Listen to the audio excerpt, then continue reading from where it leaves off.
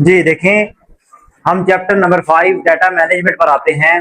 Hopefully कि हम इसे एक दिन में एंड कर लेंगे। कॉन्सेप्ट भी आना है, मैं बार बार कह रहा हूं। आज भी अगर कुछ बच्चे फंसे हैं ना, तो उसके पीछे वजह क्या थी? कॉन्सेप्ट नहीं था।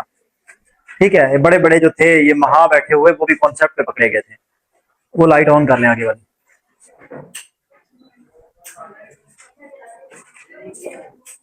तो किसी सियाने बंदे को कहें जी। अच्छा,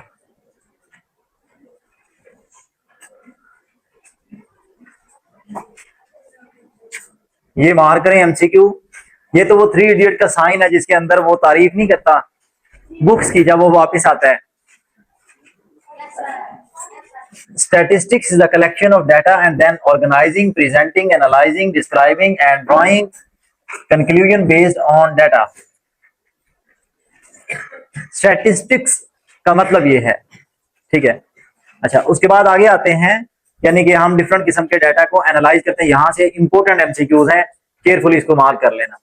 तो डोर ओपन करने की शायद नोट में कर रहा हूं। Discrete data is obtained bye counting, चीजों को काउंट करके लाया जाता है डिस्क्रीट डाटा। इसके अंदर फिर पॉइंट वाला, डेसिमल वाला फैक्टर नहीं आ सकता। डिस्क्रीट के अंदर होल नंबर्स ही होते हैं।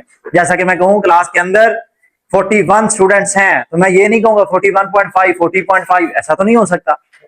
ठीक है, तो उस वे में डिस्क्रीट डाटा काउंटिंग के साथ आएगा, जिसको हम काउंट कर सकें, जिसको हम मेजर करते हैं। जैसा कि फर्ज करें मैं अपनी हाइट बताऊं 5 फीट 6 इंचेस, तो 5.6 आया। ठीक है, किसी का वेट मेजर करना हो, जिस चीज को मेजर किया जाता है, जिस तरीके से मैं मेरा वेट में मेजर करने लग जाऊं 67 या 68 पॉइंट समथिंग तो वो क्या होगा? बोले वो क्या कहलाएगा? Continuous data. वो डाटा जिसे मेजर किया जाए वो क्या होता है? Continuous data. आगे शायद हाँ ये लिखा हुआ है, आगे टाइप नाम लिखा हुआ है, continuous data that is measured. Data की प्लूरल फॉर्म क्या है? डेटम। एमसीक्यू।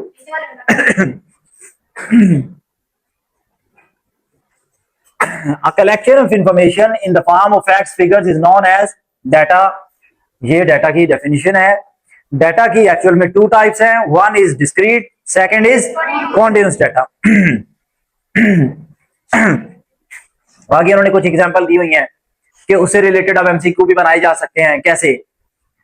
कहता है द नंबर ऑफ टॉयज, जाहिर अब ये पॉइंट्स में नहीं हो सकते, तो ये क्या हुआ? Discrete data. Number of students in the class, number of person visited a department वगैरह। उसके बाद the number of accounts being operated in a branch, और कितने अकाउंट है? 50 है, 60 है, 400 है, 500 है। नंबरिंग है, काउंटिंग है, उसको हम क्या कहेंगे? Discrete data. अब आ गया कॉन्टिन्यूस डाटा। कॉन्टिन्यूस डाटा के अंदर इसका बिल्कुल रिवर्स चलेगा। हाइट ऑफ अ बॉय, जैसा कि मैंने एग्जांपल दिया आपको अपने आप की। उसके बाद the mass of a bag, mass कम ज्यादा हो सकता है। उसके बाद the speed of a wind at a hill, speed भी ऐसे हो सकती है क्योंकि वो भी मेजर की जाती है, वो भी वेरी कर सकती है, पॉइंट्स में जा सकती है, एग्जैक्ट वैल्यू उसकी होना जरूरी नहीं है। ठीक है, अच्छा उसके बाद आप ये, मैं अगर फर्ज करें एमसीक्यू बनाता हूं, a team is giving a target, the runs off the team is, discrete है या कॉन्टिन्यूस है? डिस्क्रीट है, वो पॉइंट में नहीं आएंगे रन्स, वो क्या होंगे? काउंटिंग एग्जैक्ट होगी होल नंबर्स में। ठीक है, अच्छा ये वाजे वही बात मैंने पहले बता दी, continuous data is obtained by measuring, तो इसका मेजरमेंट से ताल्लुक हो। रन रेट हो सकता है, रन रेट वो मेजर किया जाता है, वो कैलकुलेशन की जाती है। नेक्स्ट, अच्छा वो लिखा गया। उसके बाद चैलेंज, कहता ये चैलेंज है, इनमें से सारे ये एमसीक्यूज है। कहता ये आपने खुद बताने हैं। Speed of a wind, continuous. Player in a game, discrete. The fish in a pond, discrete. Height of a hill, continuous. Ibrahim, the mass of a boy, continuous. कैसे?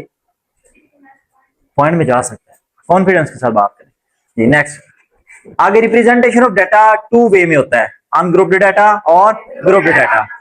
असल में हमें जो डाटा हमें प्रोवाइड किया जाता है वो होता है अनग्रुप्ड, रफ फॉर्म में। जैसा कि इस वक्त भी ग्रुप के अंदर जो आपका व्हाट्सएप पे रिजल्ट भेजा गया है, वो क्या ग्रुप्ड है या अनग्रुप्ड है? अनग्रुप्ड है। बस हमने किसी के मार्क्स कम है, किसी के ज्यादा है, बस एक तरतीब में भेज दिए बस।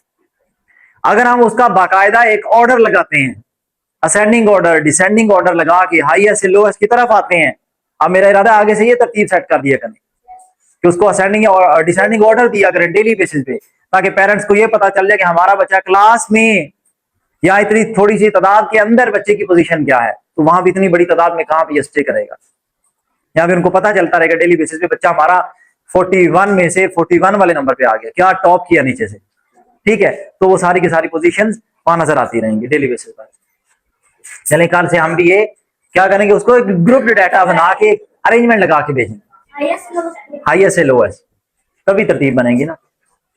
अच्छा, ये वही डिस्क्रीट कॉन्टिन्यूस लिखा हुआ है। मैं बस आपको एक चीज यहाँ से ये वाजे कर दूं, यहाँ से ये स्क्रीन में वहां भी मोबाइल पे भी नजर आ रहा होगा, इस चीज का अक्सर बच्चे डाउट खा जाते हैं और एमसीक्यू गलत कर देते हैं। वो ये है कि ये जो साइन ऐसे करके डला हुआ है ना, ये अब इसका मतलब है एक्स 1 या 1 से बड़े बड़े हैं, 1 से स्टार्ट करके या फिर 1 से बड़े वाले, क्योंकि नीचे इक्वल टू का साइन लग गया है। अब इसको और कहते हैं, अगर तो आपकी वैल्यू जो गिवन है वो 1 से स्टार्ट है तो बिल्कुल ठीक है, 1 से लेके, और इसका मतलब क्या हुआ 4 से लेस, 4 नहीं अंदर आ सकता, यहां वाला 1 आ सकता है अंदर, यानी कि अब इसका मतलब है ये जो क्लास बाउंड्री है इसमें इन्वॉल्व है 1 2 और 3, 4 नहीं है। उन्होंने 4 नंबर ऑफ डेज लिखा हुआ है, वो आगे फ्रीक्वेंसी है उसकी, वो अब आगे मैं चलता हूँ ना फ्रीक्वेंसी वगैरह आपको बताता हूँ, फिर आपको समझ लग जाएगी। मतलब कि ये जो इस तरह का साइन मतलब इज ग्रेटर देन इक्वल, ना ना ना ना, इसको पढ़ेंगे इसको। अब आप इसको पढ़ना पूछ रहे हैं या एज अ होल पढ़ना पूछ रहे हैं? मतलब ये जो साइन है ये लेस देन और इक्वल टू, हाँ, इसको पढ़ेंगे x इज ग्रेटर देन और इक्वल टू 13, ऐसे पढ़ेंगे इसको, x इज ग्रेटर देन और इक्वल टू 13, या तो ग्रेटर है 13 से या फिर 13 के इक्वल। इसका मतलब ये बात कहता है ना कि अब ये सारे जो आ रहे हैं उनके दरमियान है वो हाँ बिल्कुल 13 शामिल है अंदर, इक्वल टू है ना, और इक्वल टू भी आ गया, क्योंकि वहां पे हमने कह दिया ये जो इस क्लास बाउंड्री के अंदर आंसर आएगा वो x इज लेस देन 13, 13 नहीं है शामिल, यहां पे इसका मतलब 13 यहां पे फिर शामिल है, इंक्लूडेड है। आ गया कि फ्रीक्वेंसी डिस्ट्रीब्यूशन वाला टेबल,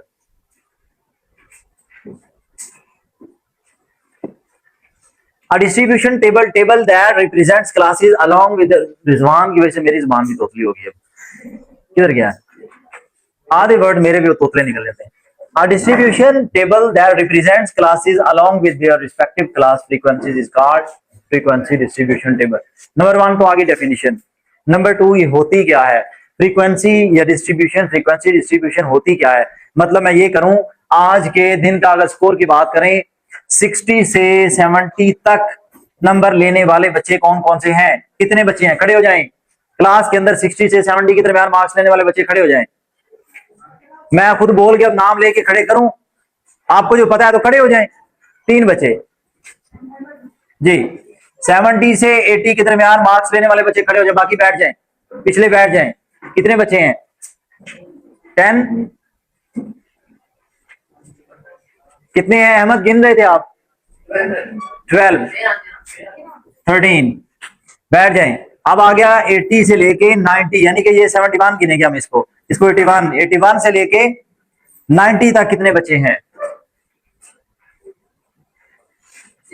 6, 91 से लेके 100 तक कितने बच्चे हैं जल्दी से 3, ये उसके बाद आगे क्या है 101 से लेके 110 तक कितने बच्चे हैं, 110 इंक्लूडेड शामिल है, 110 कितने बच्चे हैं 9 बच्चे। अभी इसी तरीके से 111 से लेके 120 के दरमियान आने वाले बच्चे कितने हैं, मैं बोला जुमला जो बोला वो सुना है आपने जी, कितने बच्चे हैं 3। अब बैठ जाए, इसको कहते हैं फ्रीक्वेंसी टेबल, फ्रीक्वेंसी डिस्ट्रीब्यूशन के इसके दरमियान चीजों की फ्रीक्वेंसी कितनी थी 3। सबसे ज्यादा फ्रीक्वेंसी कहां पे आई 71 से 80 के दरमियान 13 स्टूडेंट, उसके बाद 81 से 90 के दरमियान 6, 91 से 100 के दरमियान 3, और 101 से 110 के दरमियान 9, 111 से 120 ये सारी फ्रीक्वेंसी है, ये फ्रीक्वेंसी कहलाती है। ठीक है, ये आपकी क्लास बाउंड्री होती है, क्लास बाउंड्री, हाँ सॉरी क्लास इंटरवल। बाउंड्री वो सीबी तो आगे लिखते हैं ना, हाँ वो सीबी अलग से लिखते हैं, इसको हम क्लास इंटरवल कहेंगे या क्लास पता नहीं गैप के क्या बोलते हैं इसको, इंटरवल। ठीक हो गया, इसका नाम ये हम पढ़ रहे हैं फ्रीक्वेंसी डिस्ट्रीब्यूशन, जिसके मतलब हम अब स्टडी करने लगे, जिसके मतलब मैंने आपको एक एग्जांपल देके अभी समझा दिया। कहता है frequency is the number of times of a repeated observation और value occurs in any data, it is denoted by small F. Small F के साथ उसको रिप्रेजेंट किया जाता है। इसका फॉर्मूला क्या है, size of class interval.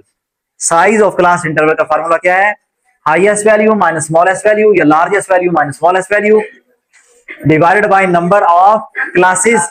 Divide करेंगे तो जो भी आंसर आएगा उसे आप अप्रोक्सीमेट में पॉइंट्स वाली को भी होल नंबर में कन्वर्ट कर लेंगे, राउंड ऑफ करके।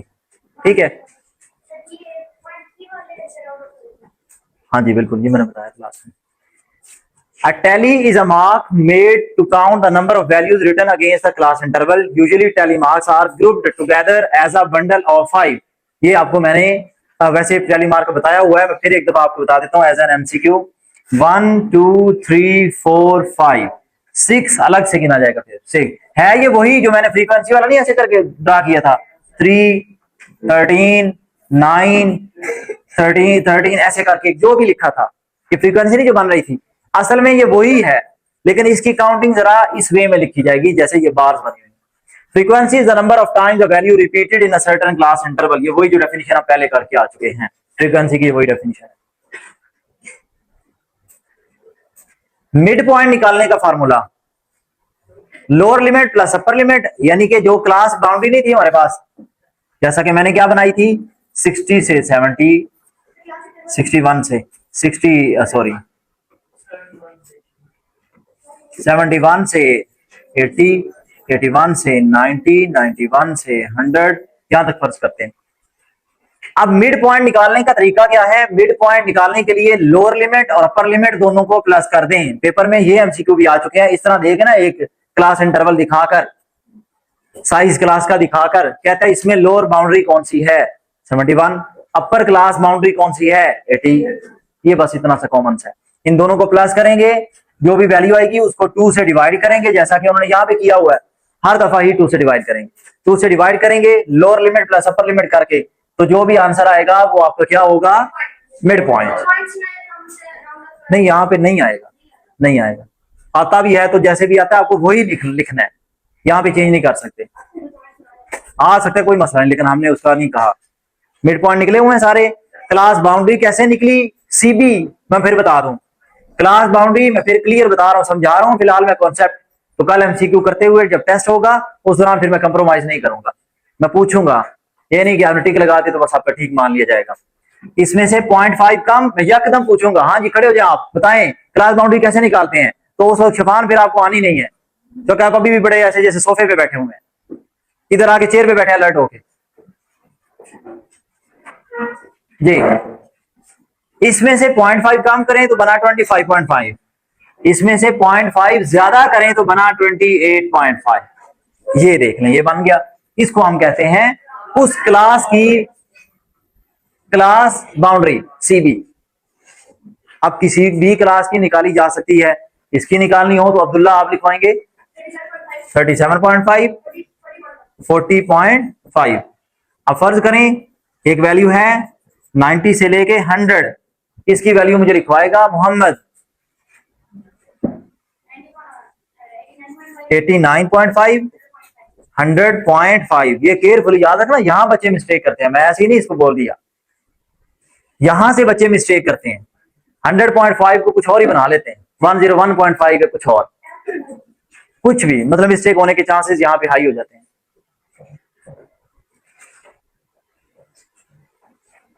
आगे वो डिफरेंट किस्म के क्वेश्चंस आगे डेफिनेटली आपके लिए लॉन्ग क्वेश्चन तो यहाँ पे इंक्लूडेड नहीं है, क्योंकि काफी लंबे हैं। हाँ कोई भी क्वेश्चन देकर फर्ज करें, इतना लंबा खैर MCQ होता तो नहीं, लेकिन फिर भी शवेज अगर आप बोर्ड पे देखें तो ये क्वेश्चन बड़ा इंटरेस्टिंग है। क्वेश्चन ये कह रहा है ऐसे कोई वैल्यू दे के फर्ज करें, देकर वो कहता है कि यहाँ पे आप बताएं कि 37 की फ्रीक्वेंसी क्या है, यानी कि 37 कितने टाइम आया हुआ है। फ्रीक्वेंसी देने का मतलब ये होता है यहाँ पे हाईएस्ट वैल्यू क्या है, लोएस्ट वैल्यू क्या है, या क्लास बाउंड्री अगर आपको निकालनी पड़ जाए तो कैसे निकालेंगे, क्लास इंटरवल या क्लास साइज निकालना पड़ जाए तो एमसीक्यू दे के कहें जी इनमें से बताएं कौन सा ठीक है। क्लास साइज निकालते हैं ना, जैसा कि ये निकाला हुआ है, किधर गया ये तो मिड पॉइंट है, ये वाला ये तो निकाला जा सकता है ना एक ही लाइन में, एमसीक्यू बना के निकाला जा सकता है। हाईएस्ट वैल्यू या largest value minus smallest value, उसमें से आपने जल्दी से ढूंढना सबसे बड़ी वैल्यू कौन सी है, उसमें से सबसे छोटी वैल्यू कौन सी है, दोनों को माइनस करें, divide by number of classes, जो उसने क्वेश्चन के अंदर बता दिया, नंबर ऑफ क्लासेस कितनी होगी 5, नंबर ऑफ क्लासेस कितनी है 5 से डिवाइड किया, वो आंसर है 4.8, उसको राउंड ऑफ किया तो अप्रोक्सीमेटली किसके आ गया इक्वल 5। ये जो ऊपर सिंबल लगा हुआ है इसका मतलब ये अप्रोक्सीमेट मूंछे बनी हुई है, अप्रोक्सीमेटली इक्वल टू, ठीक है -1, ना ना ना वो तो मैं ये इसके लिए कहता होता हूँ ना कि मैंने गुर के तौर पे बताया था कि आप इस तरह करें तो आपको जिंदगी में गलती नहीं आएगी लॉन्ग क्वेश्चन करते हुए, वहां पे ऑब्जेक्टिव नहीं या ऑब्जेक्टिव में ये चीज नहीं इन्वॉल्व होती, ठीक है। डिफरेंस बिटवीन ये आगे सारा लॉन्ग क्वेश्चन शुरू हो चुका है। अब ये देखिए ना छोटे छोटे एमसीक्यू, तो ध्यान से सुनो जी, नहीं क्वेश्चन नहीं करने, कौन सा किधर है, एक मिनट, तो मैं यहाँ क्या करने लगा था, यहाँ पे मैं जो ऐसे बोलने लगा था मैं क्या करने लगा था, तो मुझे तो सुन ले पहले जी। What is the size of the class interval, यानी कि इसके डाटा देना जरूरी है, लेकिन ये मैं इससे मतलब सवाल नहीं कर रहा, मैंने ये कहा कि ये एमसीक्यूज में शामिल नहीं है, मैं यहाँ पे ये बात कर रहा हूँ। क्वेश्चन नंबर 2 देखें ध्यान से, क्या कहता है, what is the lower limit of the class this 20, lower limit क्या है, बच्चे उधर नहीं लिखी, इधर क्वेश्चन के अंदर लिखी हुई है, what is the lower limit लिखी हुई है, what is the upper limit 39, what is the mid point आप निकाल सकते हो, 2 नहीं गधो, इन दोनों को पहले प्लस किया 64 बना, 2 से डिवाइड किया 32 निकला, तो आंसर ऑप्शन में से क्या टिक करना है 32, ठीक है, मिड पॉइंट निकालना है ना, अभी तो हमने सीखा था। उसके बाद आ गया what is the frequency of class this, ये हम नहीं निकाल सकते क्योंकि हमें डाटा नहीं प्रोवाइडेड, वो वहां से निकालना है, जब तक वो हमें डाटा प्रोवाइड नहीं करेगा हम कैसे ये बता सकते हैं। इसका मतलब है ऐसे एमसीक्यू बनते हैं नॉर्मल, एमसीक्यू में तो पूरे डब्बे नहीं ना बराबर आके देंगे, एमसीक्यू में ये चीज तो दे सकते हैं कि छोटी सी, यही मैंने भी आपको बोला भी था कि क्लास बताकर आपको कहता है लोअर क्लास लिमिट क्या है, अपर क्लास लिमिट क्या है, मिड पॉइंट बताओ जरा इसका, सीबी निकालो, तो ऑप्शन दिए जा सकते हैं वो वाले, खुद आप दिमाग में सोचें कि क्या ये एमसीक्यू बन सकता है, क्या ये एमसीक्यू नहीं बनेगा, अपने दिमाग को इतना बना ले तेज। आप लोगों से पिछला सेक्शन माशाल्लाह से बहुत अच्छी रेशो में अच्छा गया, बहुत अच्छा गया, वो यही करते थे, अभी उनमें मतलब ये साथ शामिल है, ये करते क्या थे कि मुझे ढूंढ ढूंढ के कई बच्चे जहां से जैसे ढूंढ ढूंढ के जब मैं पेपर रात को बैठ के बना रहा होता था तो मेरे पास आज सारे ये एमसीक्यू देखें, ये भी बड़े टफ है, मुझे ढूंढ ढूंढ के बताते थे बुक में से, ये होती है मेहनत कि वो मुझे ढूंढ ढूंढ के ला के बताते थे कि सर ये एमसीक्यूज भी डालें, ये बड़े मुश्किल है, मैं वाकई देखता था हाँ एमसीक्यू होते थे इस काबिल, मतलब वो ये था कि उनको पढ़ के भी पता चल जाता था कि ये एमसीक्यू बनना चाहिए, इस तरह के डिफिकल्ट थे। आप लोग सोचते हैं कि ना ही कोई आए अंदर एमसीक्यू, जी नहीं आ जाएंगे, उस सिचुएशन में आप लोग भी पहुंच जाएंगे, अभी टाइम लगता है। आगे क्या पाई चार्ट,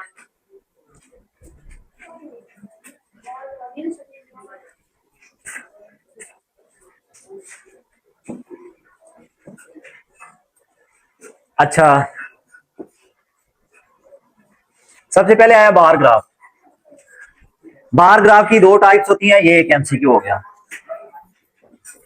एमसीक्यू क्या बना, vertical bar graph, horizontal bar graph, अगर आपसे पूछा जाए कि दोनों में फर्क क्या, कोई फर्क नहीं है, मतलब आंसर में कोई तब्दीली नहीं आती, रिप्रेजेंटेशन में कोई तब्दीली नहीं आती, एक जरा इस वे में लाइन को बार को बनाता है, एक नीचे से ऐसे ऊपर को बार बनाता है, दोनों में ये फर्क है, आगे डायग्राम में नजर भी आ जाता है, और इसमें अभी तक कोई एमसीक्यू ऐसा नहीं गुजरा। अब ये कौन सा है, वर्टिकल, नीचे से ऊपर है ना, और नीचे आगे आ जाएगा हॉरिजॉन्टल। अब यहाँ पे ये देख लें, in vertical bar graph, MCQ ध्यान से देखना, in vertical bar graph bars are drawn vertically on x axis. अब एक्स एक्सिस और वाई एक्सिस का ख्याल रखना है, ये नहीं यूं और मुंह, ये नहीं होना चाहिए, बल्कि आपको ये भी पता होना चाहिए, जैसा कि मैंने पीछे टाइम और डिस्टेंस बार ग्राफ गुजरा था, पीछे ग्राफ गुजरा था, मैंने क्या कहा था, टाइम कहां आना चाहिए, एक्स एक्सिस पे आई थी ना बात। यहां पे बात याद रखना, वर्टिकल के लिहाज से बात कर रहा है, वर्टिकल में आपकी जो बार्स होंगी एक्स एक्सिस पे ड्रा होंगी, जबकि हॉरिजॉन्टल में, अब ये हॉरिजॉन्टल है, इसका एक्सिस ये क्या है, वाई, तो वाई के ऊपर बार्स को ड्रा किया गया। और बार ग्राफ की एक खास खूबी क्या है अब्दुल मुकीत, क्या खास खूबी है, मैंने आपको इसलिए पूछा है कि आपको मैं ये चैप्टर पहले पढ़ा चुका हूं, क्या खास खूबी है जी मिस्टर। हाँ, बार्स के दरमियान गैप आएगा, इसमें यही खास बात थी, आगे जाके वो नहीं आ पाता हिस्टोग्राम में, क्योंकि उसमें वो सीबी एक दूसरे के साथ टच करती है ना, मिलती है, पहले की अपर लिमिट अगले की लोअर लिमिट बन जाती है, उसकी वजह से वो फिर साथ टच होना जरूरी हो जाता है। यहां ये सारा कुछ अलग अलग है। रीडिंग अ बार ग्राफ, ठीक है। In short, frequency is along y axis in vertical bar graph and along x axis in horizontal bar. अच्छा, वही क्वेश्चन पिछला ही है, बार ग्राफ ही पढ़ रहे हैं, लेकिन बार ग्राफ के अंदर उसने एक नई बात कर दी है यहाँ पे, यहाँ ये बार ग्राफ ही रीड कर रहे हैं ना, बात को ध्यान से समझने की कोशिश करना। अभी हमने एक बात पढ़ी, मैं उर्दू में अगर लिखूं तो बार वर्टिकल का मैं भी लिख रहा हूं, ध्यान से बात को समझना, नोट करने वाली बात नहीं है ये। वर्टिकल के अंदर, वर्टिकल बार ग्राफ के अंदर बार एक्स एक्सिस पर बनती है, मैं एक्स अकेला लिख रहा हूं, एक्स पर बनती है, कॉमन सी बात होगी अब आपके समझने के लिए। हॉरिजॉन्टल में, हॉरिजॉन्टल में बार वाई एक्सिस पर बनती है, ये तो है कॉमन बात। यहां पे एक जो पॉइंट अभी रेज किया ना, उसमें बहुत अच्छा पॉइंट है, वो क्या है, बिल्कुल इससे तजाद में आएगा, ऑपोजिट में आएगा। वो क्या कहते हैं, वर्टिकल बार में एक्स एक्सिस पर बार बनती है, वो तो ठीक हो गया, लेकिन इसी की फ्रीक्वेंसी जो होगी ना, वो वाई एक्सिस पर आएगी फिर, और इसकी फ्रीक्वेंसी एक्स एक्सिस पर आएगी फ्रीक्वेंसी। ये दोनों में बहुत बड़ा फर्क है। अब कैसे, डायग्राम में देखें, ये कौन सा बार ग्राफ है, वर्टिकल, नीचे से ऊपर को जा रहा है वर्टिकल, इसके अंदर फ्रीक्वेंसी कहां पे आ रही है, वाई एक्सिस पर, ये वाई एक्सिस है ना, ये एमसीक्यू याद रखना है, और कॉन्सेप्ट है तो ही याद रहेगा, रट्टा तो नहीं चलता। नेक्स्ट आगे आ जाए, अब ये दूसरे के ऊपर भी अप्लाई करेंगे तो आपको समझ लग जाएगी कि अगर हम ये बार्स ऐसे ऐसे बना लें तो उसकी फ्रीक्वेंसी कहां पे आ जाएगी, एक्स एक्सिस के ऊपर। अब समझ जाएंगे बात को जी। Keep in mind, in short, ये वही बात लिखी है जो मैं अभी आपको बोली है, मैं इसी को देख के आपको लिखवाई है जी। Next, line graph is use for कौन, ये एक तो एमसीक्यू आ गया। अब आ गया लाइन ग्राफ, पहला बार ग्राफ खत्म हो गया, अब क्या आ गया, लाइन ग्राफ, ठीक है। लाइन ग्राफ और बार ग्राफ में फर्क क्या है कि ये पेट्रोल की जो पाकिस्तान में करंट कीमत नहीं चल रही, प्राइस चल रही है, ये उसको बहुत बड़ी रिप्रेजेंटेशन देता है। ट्रेड में बैट बॉल को भी फिलहाल मैं अभी सब जो हाईलाइटेड सबसे ज्यादा चीज चल रही है ना, वो पेट्रोल प्राइस है, फ्यूल प्राइस है, कि हर रोज एकदम 200 रुपया 100 रुपया ऊपर चढ़ाया, 10 रुपए नीचे किया, आवाम को खुश कर दिया, ठीक है, वो यही काम चलता है। मतलब ये देखो ना, इतना बढ़ा दिया अभी 415 रुपए, 5 रुपए कम करके पब्लिक जो है वो शोर डाल देगी, जी पेट्रोल सस्ता हो गया, लोग टैंकियों की टैंकियों भरवाना शुरू कर देंगे, ठीक हो गया, और कुछ दिनों बाद वो फिर जनाब वो बिल्कुल ऊपर ले जाएंगे, वो कहेंगे अब थोड़ा सा बढ़ाना भी तो बनता है, पहले आपको रिलीफ दिया था, ठीक है।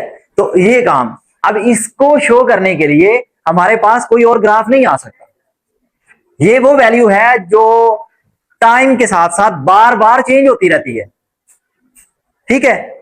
इसलिए इसको हम क्या नाम, ये एमसीक्यू बना, line graph is use for continuous data.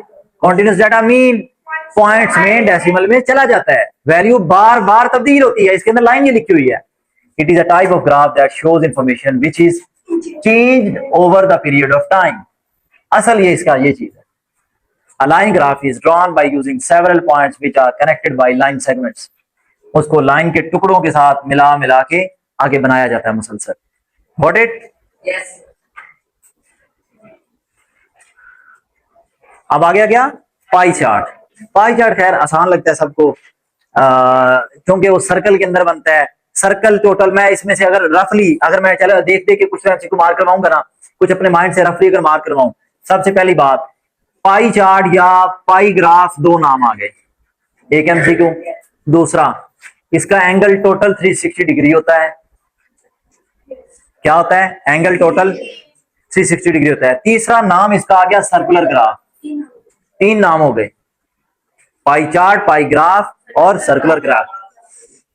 उसके बाद एक एमसीक्यू, इसके डिवाइड में हमेशा सम आता है, डिनोमिनेटर में इसका, यानी कि फार्मूला समझ ले, हम डिजाइन करना चाहें तो उसका सम हमेशा डिनोमिनेटर में आता है, और ये चेंज होता है हर दफा ही, सम चेंज हो सकता है। दो केसेस है खास, वो क्या है, एक साइड पे जो मल्टीप्लाई होगा वो हमेशा 360 डिग्री होगा, हमेशा। एक दूसरा, परसेंटेज के केस के अंदर, परसेंटेज सॉरी ऐसे नहीं शो करते, परसेंटेज के केस के अंदर डिनोमिनेटर में हमेशा 100 आएगा। मतलब आप कोई भी पाई चार्ट वाला क्वेश्चन सॉल्व कर रहे हैं और उसके अंदर बता रहे हैं, कुछ बच्चे हैं जिन्होंने 30% मार्क्स लिए हैं, कुछ ने 35%, कुछ ने 35%, 50%, 80%, 90% मार्क्स लिए हैं। जब परसेंटेज के बारे में तज़किरा आ गया क्वेश्चन के अंदर, डिनोमिनेटर आपका फिक्स हो जाएगा यहां पर कितना, 100। ये कुछ चीजें मैं वैसे फिक्स करके बता रहा हूं कि ये चेंज नहीं होंगी, और मल्टीप्लाई बाय 360 हर दफा ही होगा, हर दफा। परसेंटेज में भी चाहे जो भी क्वेश्चन आ जाए, मल्टीप्लाई बाय 360 ही होगा। Got it? अच्छा, इन विच सब्जेक्ट, हम ना, ये इससे रिलेटेड आ गया। एंगल क्या, ये एमसीक्यू आ गया, मार्क करें इसको। Angle can be drawn clockwise और काउंटर क्लॉकवाइज। काउंटर क्लॉकवाइज का मतलब क्या होता है, एंटी क्लॉकवाइज। एंटी क्लॉकवाइज, मैंने आपको कल क्लॉक का क्वेश्चन समझा दिया था ना, कि हर दो पॉइंट्स के दरमियान 30 डिग्री का डिफरेंस है, एक बात। दूसरा, कि नॉर्मली क्लॉक जो चल रहा है वो आपको रोटेशन उसकी पता है, ठीक है, और एंटी क्लॉक मतलब उसकी ऑपोजिट साइड। तो कहता है angle can be drawn clockwise और एंटी क्लॉकवाइज, यानी कि काउंटर क्लॉकवाइज, दोनों, कोई मसला नहीं इसमें।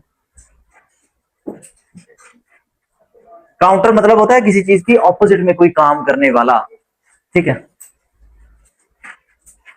नेक्स्ट, बार ग्राफ और हिस्टोग्राम में यहां पे डिफरेंस लिखा हुआ है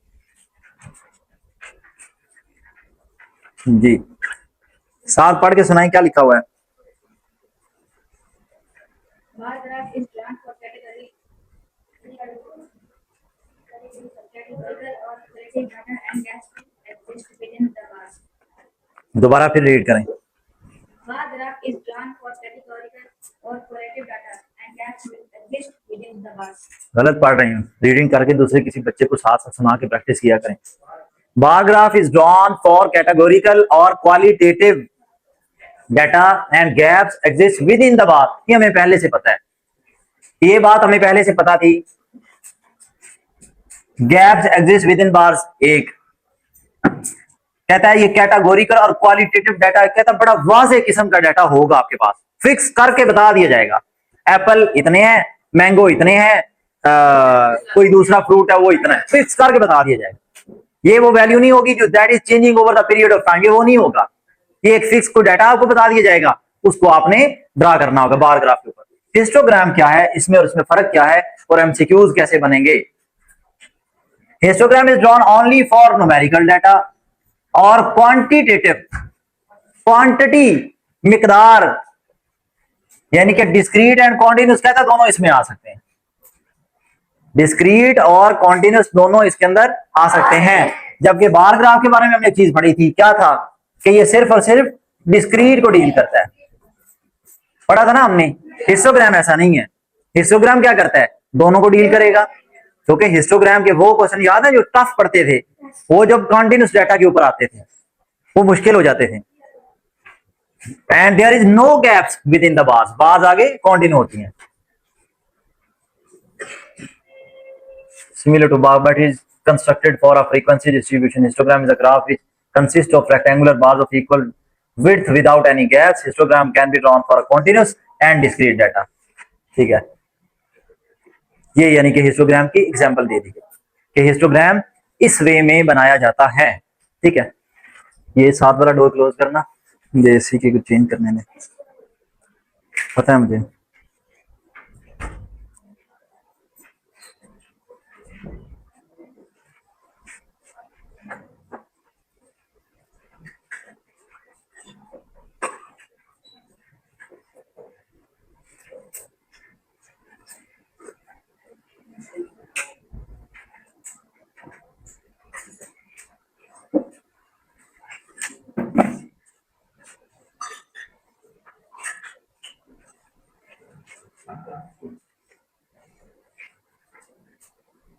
अच्छा, हिस्टोग्राम में आ गया histogram of continuous data and histogram of discrete data, यानी कि दो तरह का अलग अलग बनाया जा सकता है। पहले कॉन्टिन्यूस डाटा के अंदर बात करें तो कोई ज्यादा प्रॉब्लम नहीं है। ठीक है, कॉन्टिन्यूस डाटा के लिहाज से बात करें, नहीं कॉन्टिन्यूस में मेरे ख्याल में ज्यादा प्रॉब्लम होता है, दूसरे में इतना प्रॉब्लम नहीं है। हाँ, डिस्क्रीट में नहीं है। इसमें क्योंकि ये सेम सारा फ्रीक्वेंसी टेबल वो पिछले वाला बनाना पड़ता है, फ्रीक्वेंसी वाला वो जो काम मैंने आपको यूजुअल में करके बताया, फिर सीबी उसका निकाला, 0.5 कम 0.5 ज्यादा, वो करके सीबी सारा निकाला। निकाल लेने के बाद अब डीलिंग सारी सीबी के अकॉर्डिंग होगी। पहली बार हर एक की खाली होती है, पहली बार खाली छोड़ देने के बाद आपने यहां से शुरू किया, ये तरतीब रखेंगे आप, इसको छोड़ देंगे। हमने क्या करना है, इसको पकड़ लेना है। कैसे पकड़ना है, ध्यान से देखें। हमने सबसे पहली वैल्यू 400.5 400.5 पकड़ा, 900.5 900.5, 1400.5 1400.5, 1900, देखें तरतीब सारी लगी हुई है, बस उनको ही लिखना है। गैप्स है नहीं, पहली ग्राफ खाली छोड़ दी। मैं उसका इसलिए नहीं कह रहा, आसानी दिमाग में सोचने के लिए, बात नहीं समझ रहे कि मैं अभी इसको किया है, क्या वो गलती हुई है, तो फिर उस पर सोचे ना, अगला छोड़ दें। हम उसको डिस्कस ही नहीं कर रहे।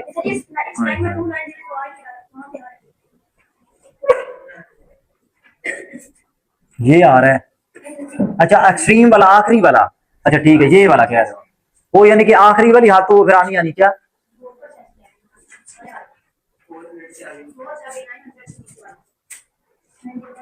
ठीक है, इसको देखिए अब कि हमने इस गैप के साथ उसको सारे का सारा इसी तरतीब में बनाया, और बनना किसके ऊपर बेस करते हुए है, सीबी के ऊपर। हिस्टोग्राम सबसे ज्यादा बुनियाद किस चीज के ऊपर कर रही है, सीबी के ऊपर। सीबी आपने अगर सही लिखी है तो ही आपको नींद नहीं आएगी।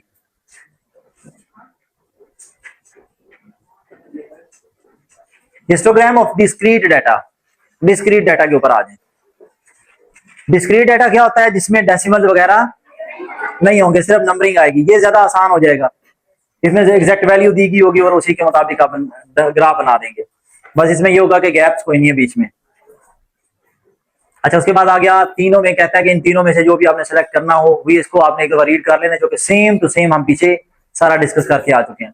आगे आ गई एक्सरसाइज। एक्सरसाइज में से उसी तरीके से कोई क्वेश्चन नहीं बनता।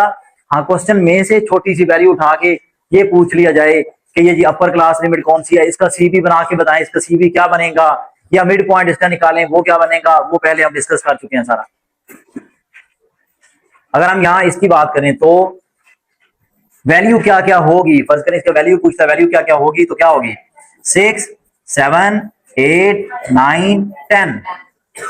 10 अंदर शामिल होगा, क्यों, अगली क्लास कह रही है कि मेरी लिमिट है 11 12 13 14 15, उससे अगली क्लास कह रही है 16, उसमें 15 नहीं आ रहा, तो उस वे में आपकी नंबरिंग चल रही है। अच्छा, उसके बाद मेजर ऑफ सेंट्रल टेंडेंसी, वही जो हमने आगे मीन मीडियन मॉड कैलकुलेट करना है, वही वही है। एक टॉपिक अलग से, एक और प्रोबेबिलिटी, हाँ प्रोबेबिलिटी वो अलग से है। Measure of central tendency, measure of central tendency are used to describe the middle और centre value of a data. जो भी डाटा आपको प्रोवाइड किया गया होगा उसकी मीन मीडियन मॉड यानी कि निकालना, तीनों का मतलब एक ही है कि मिडिल वैल्यू निकालना या सेंटर फाइंड करना। अब उसमें वैल्यू के ऊपर डिपेंड कर जाता है कि हाँ यहाँ मॉड ही निकाल देना चाहिए, यहाँ मीन निकाल देना चाहिए, या जिस तरह मैं क्लास के अंदर बात करूं तो वो बच्चे जिन्होंने शलवार कमीज पहना है, वो बच्चे जिन्होंने पैंट शर्ट पहनी है, वो बच्चे जिन्होंने ट्राउजर शर्ट पहना है। अब इस वे में कैलकुलेशन करें तो हमें मॉड गिनना चाहिए। मोस्ट रिपीटेड डाटा जो है ना वही आंसर है। ठीक है, यहां पे हमें ये नहीं जी सारों का ले लें, सम करें और डिवाइड करें और ये वो, ऐसा कुछ भी नहीं करना पड़ेगा। ठीक है, तो कहां पे मीन निकलना है, कहां पे मीडियन निकलना है, कहां पे मॉड निकलना है, वो तो आता है लॉन्ग डिटेल क्वेश्चंस के अंदर डिस्कशन आएगी। तीनों को सबसे पहले फार्मूला एवरेज और मीन, असल में तो ये मीन का फार्मूला है जिसको मैथमेटिकल लैंग्वेज में ऐसे लिखते हैं, यानी कि x bar equal to summation x over n. ये इसके बारे में समेशन सिंबल के बारे में लिखा हुआ है। ये कहता है मीन के लिए sigma use for sum, read as sigma और समेशन, दो वर्ड इसके लिए यूज किया जाता है। सिग्मा और समेशन कोई भी पेपर में आ सकता है, पूछा जा सकता है किसी चीज के बारे में। ये आगे कुछ एग्जांपल छोटी छोटी, और ये पेपर में एमसीक्यू के तौर पे ये एग्जांपल्स आती हैं, जैसा कि ये find the mean of the first 10 whole numbers. First 10 whole number क्या है? 0 1 2 3 4 5 6 7 8 9। 10 नहीं है, एक तो मिस्टेक होनी थी। 0 से लेके 9 तक 10 नंबर्स हैं, इनको आपस में ऐड करें। डिवाइड कितने से करेंगे? 10 से डिवाइड करेंगे, क्योंकि मार्क्स नंबर तो टोटल 10 है। 10 से डिवाइड करेंगे, जो भी आपका आंसर आ गया वो आपका क्या कहलाएगा? मीन। उसके बाद आ गया मीन फाइंड करें फर्स्ट 5 प्राइम नंबर। ये भी यहां से बच्चों ने गलती की थी लास्ट टाइम सब्जेक्टिव क्वेश्चन में। 2 से स्टार्ट है, 3 5 7 11, ये फर्स्ट 5 प्राइम नंबर्स हैं, उनको प्लस करें और आप आंसर निकाल लें 5 से डिवाइड करके। क्या बोला जी? प्राइम नंबर की मिस्टेक आप करते हैं ना, यहाँ या 1 से शुरू किया हुआ था, यहीं से कईयों ने मिस्टेक की हुई थी। उसके बाद ये क्वेश्चन देख रहे हैं, the mean of this this this this and x and 13 is 66। Mean बता दिया गया है, मतलब क्या? ये जो आज वाला एक क्वेश्चन जिसमें मैंने सारों को फंसा लिया था कि 144 दिया हुआ था पहले से, यहाँ पे मीन पहले से दिया हुआ है, तो पहले सबसे पहले मीन इस तरफ लिखेंगे। मीन दिया हुआ है, नंबर क्या है? 8 plus 11 plus 6 plus 14 plus x plus 13। अब टोटल नंबर कितने हैं वो तो हमें पहले पता है, 1 2 3 4 5 6 6। इस वे में ये सॉल्व होना था कि ए 66 के साथ 6 इधर आके मल्टीप्लाई हो जाएगा और इन सारों को x के अलावा प्लस कर दिया, x अलग रह गया। इन सारों को आपस में 13 14 17 तो 27 और 6 33 और 11 44 44 और 8 52 उधर जाके उसके सम में से जो प्रोडक्ट आएगा उसमें से ये 52 माइनस हो जाएगा, -52 हो जाएगा, जो भी इसका सम आएगा तो आंसर आ जाएगा। जो भी आप निकालेंगे उसका आंसर अब ये एमसीक्यू है, ये लॉन्ग क्वेश्चन नहीं है।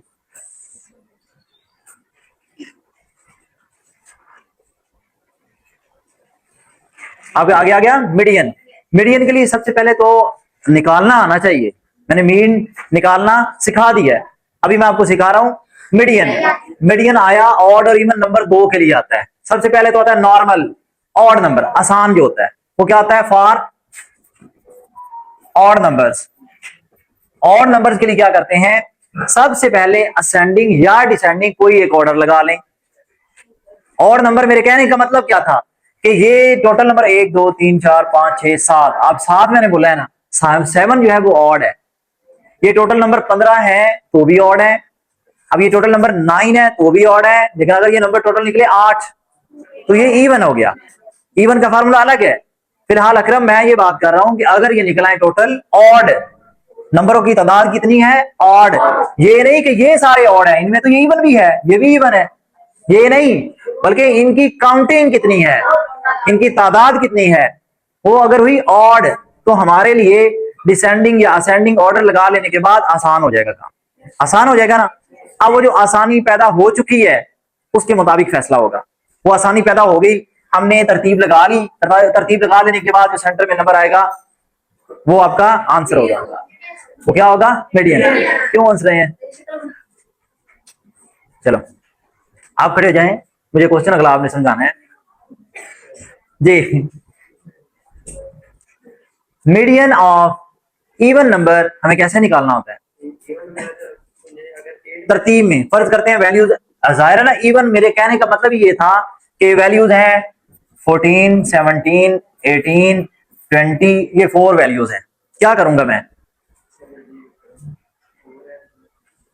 नहीं नहीं, कैसे करना है सिर्फ तरीकेकार समझाएं। सबसे पहले क्या करना होता है, नंबरों को असेंडिंग या डिसेंडिंग, वो लगे हुए हैं, वो ऑलरेडी लगे हुए हैं, ऑर्डर लगा हुआ है ना, असेंडिंग या डिसेंडिंग लगा हुआ है। उसके बाद अगला स्टेप क्या होता है जी, मिडिल वाली जो 2 टर्म्स हैं उनको करेंगे प्लस, फिर 2 से डिवाइड कर देंगे। मिडिल वाली 2 वैल्यूज को आपस में करेंगे प्लस, तो फिर 2 से डिवाइड कर देंगे। आ जाए कोई मसला नहीं। लेकिन आप जी ठीक है। अच्छा सुने, उसके बाद आई बात, अब ये फॉर्मूला याद रखना है। ये क्या है भला? If number of values is odd तो ये फार्मूला लगेगा। हमने निकालना अपने तरीके से ही है, जो हमें आसानी से निकल रहा है, हाँ ऐसे निकाल लो। उन्होंने भी तो वही कहा है वैसे तो, कहता है टोटल जितनी वैल्यूज हैं प्लस 1 करें, 8 हो गया, 8 को 2 से डिवाइड करें, 4 आया, फोर्थ टर्म निकाल लें, 1 2 3 4, चौथी टर्म आंसर आ गया। हम डायरेक्टली क्या करते हैं, हमें देसी तरीका आता है, तरतीब लगाएं, दरमियान वाला उठा के कहें ये आंसर है। लेकिन आपको पेपर में एमसीक्यू तो पूछा जा सकता है ना कि इसका फॉर्मूला क्या है, n+1 divided by 2 term, th का मतलब है 9th term, 8th term, 11th term, उस लिहाज से। नेक्स्ट, अच्छा इवन के लिहाज से क्या फार्मूला बनता है, इवन वाला फार्मूला देख लें। अब यहाँ पे ये फिक्स नहीं है, ये जो लिखा है ना थर्ड टर्म और फोर्थ टर्म, ये बिल्कुल भी नहीं है, ये सिर्फ इस एग्जाम्पल के लिहाज से है।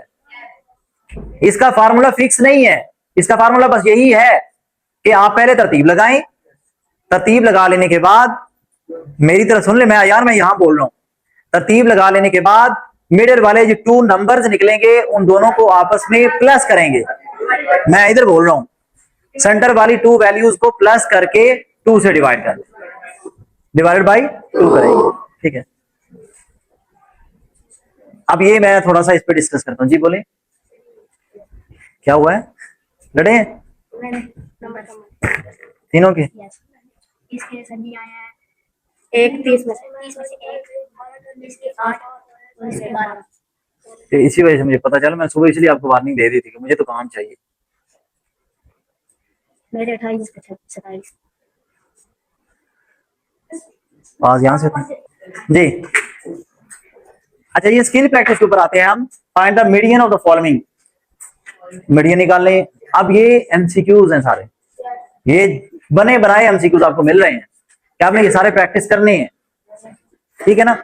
सेम आगे आज स्किल प्रैक्टिस एक दी गई है, ये मजे की होती है ज्यादा।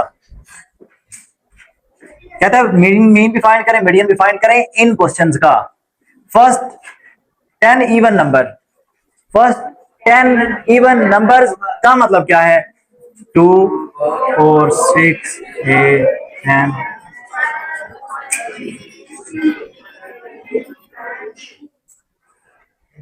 एक 2 3 4 5 6 7 8 9 10, फर्स्ट 10 इवन नंबर का क्या निकालना है, मीन और मीडियन दोनों निकालने।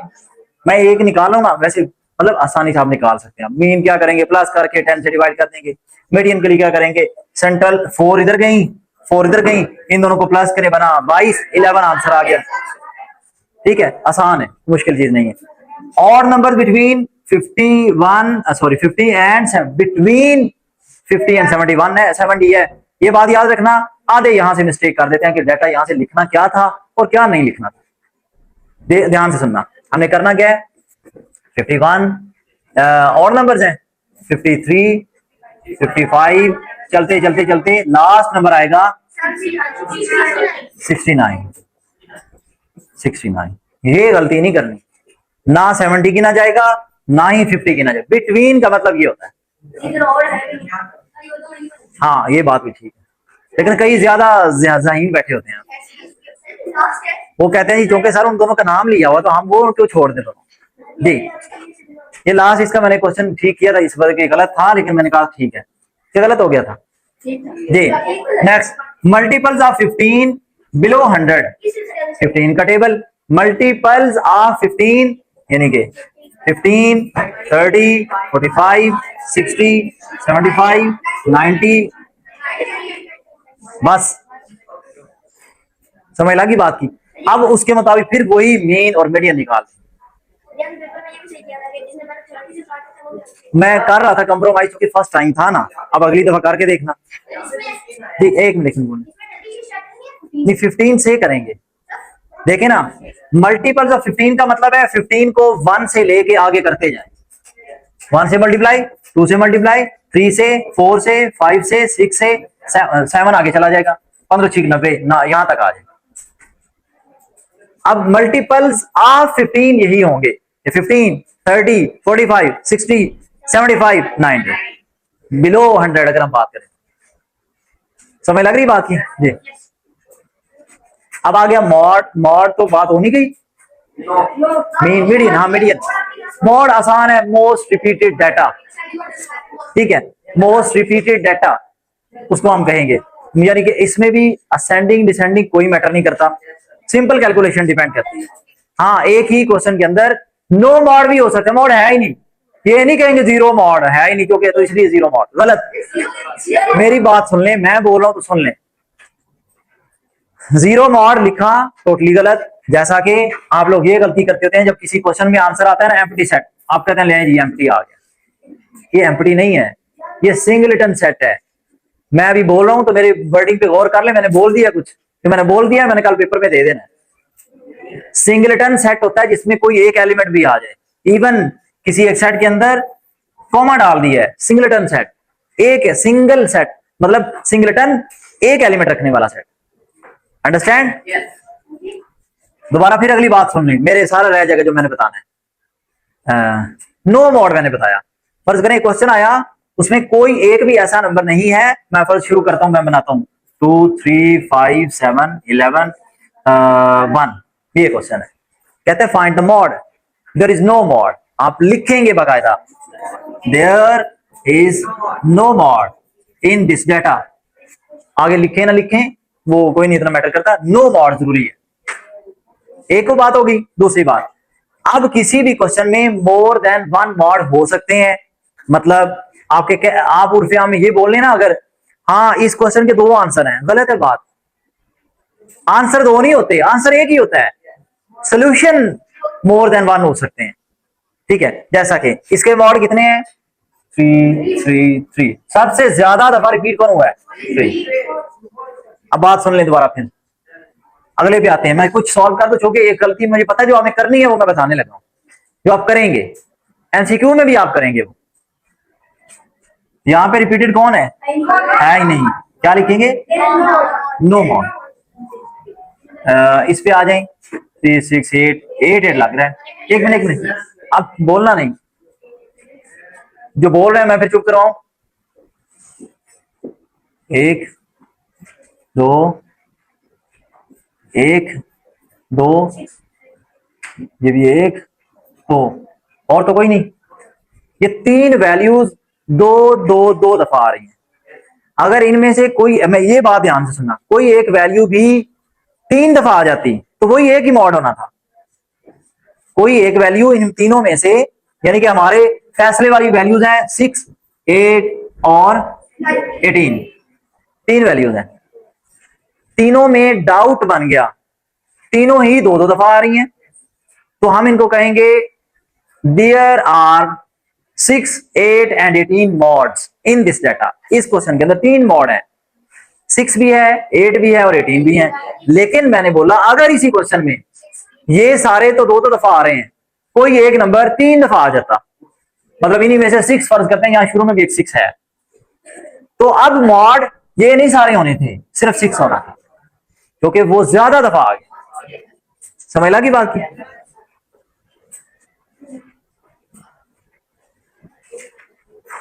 ये आपका लॉन्ग से रिलेटेड है सारे के सारा। In such situation mean is the best average mean, there is no extreme value within such situation median mean for group data. अभी तक ये फार्मूला याद कर लेना, मीन फॉर ग्रुप डाटा का फार्मूला क्या बनता है ये याद रख लेना, summation F X over summation F, साथ जो आई नहीं लिखा हुआ उसका मतलब है ये वैल्यू बदलती रहती है, ठीक है ना, फ्रीक्वेंसी वेरी करेगी, उनके आंसर मल्टीप्लाई चेंज होते आते रहेंगे होके, ठीक है। आपका आंसर यही है, फार्मूला यही है, मीन फॉर ग्रुप डाटा है ना, ये ध्यान से सुन लेना, वो पीछे मीन था, नॉर्मल छोटी छोटी वैल्यू देते थे, आप उनको प्लस करके एवरेज निकाल लेते थे। वो था मीन, जिसका फॉर्मूला था उसका summation f over n. Simple. यहां काम कॉम्प्लिकेटेड है कि आपको टेबल बना के दे दिया जाता है, क्वेश्चन नहीं सॉल्व करना। फिलहाल ऑब्जेक्टिव चल रहा है ना, फिलहाल सिर्फ आपको फार्मूला पूछा जाएगा।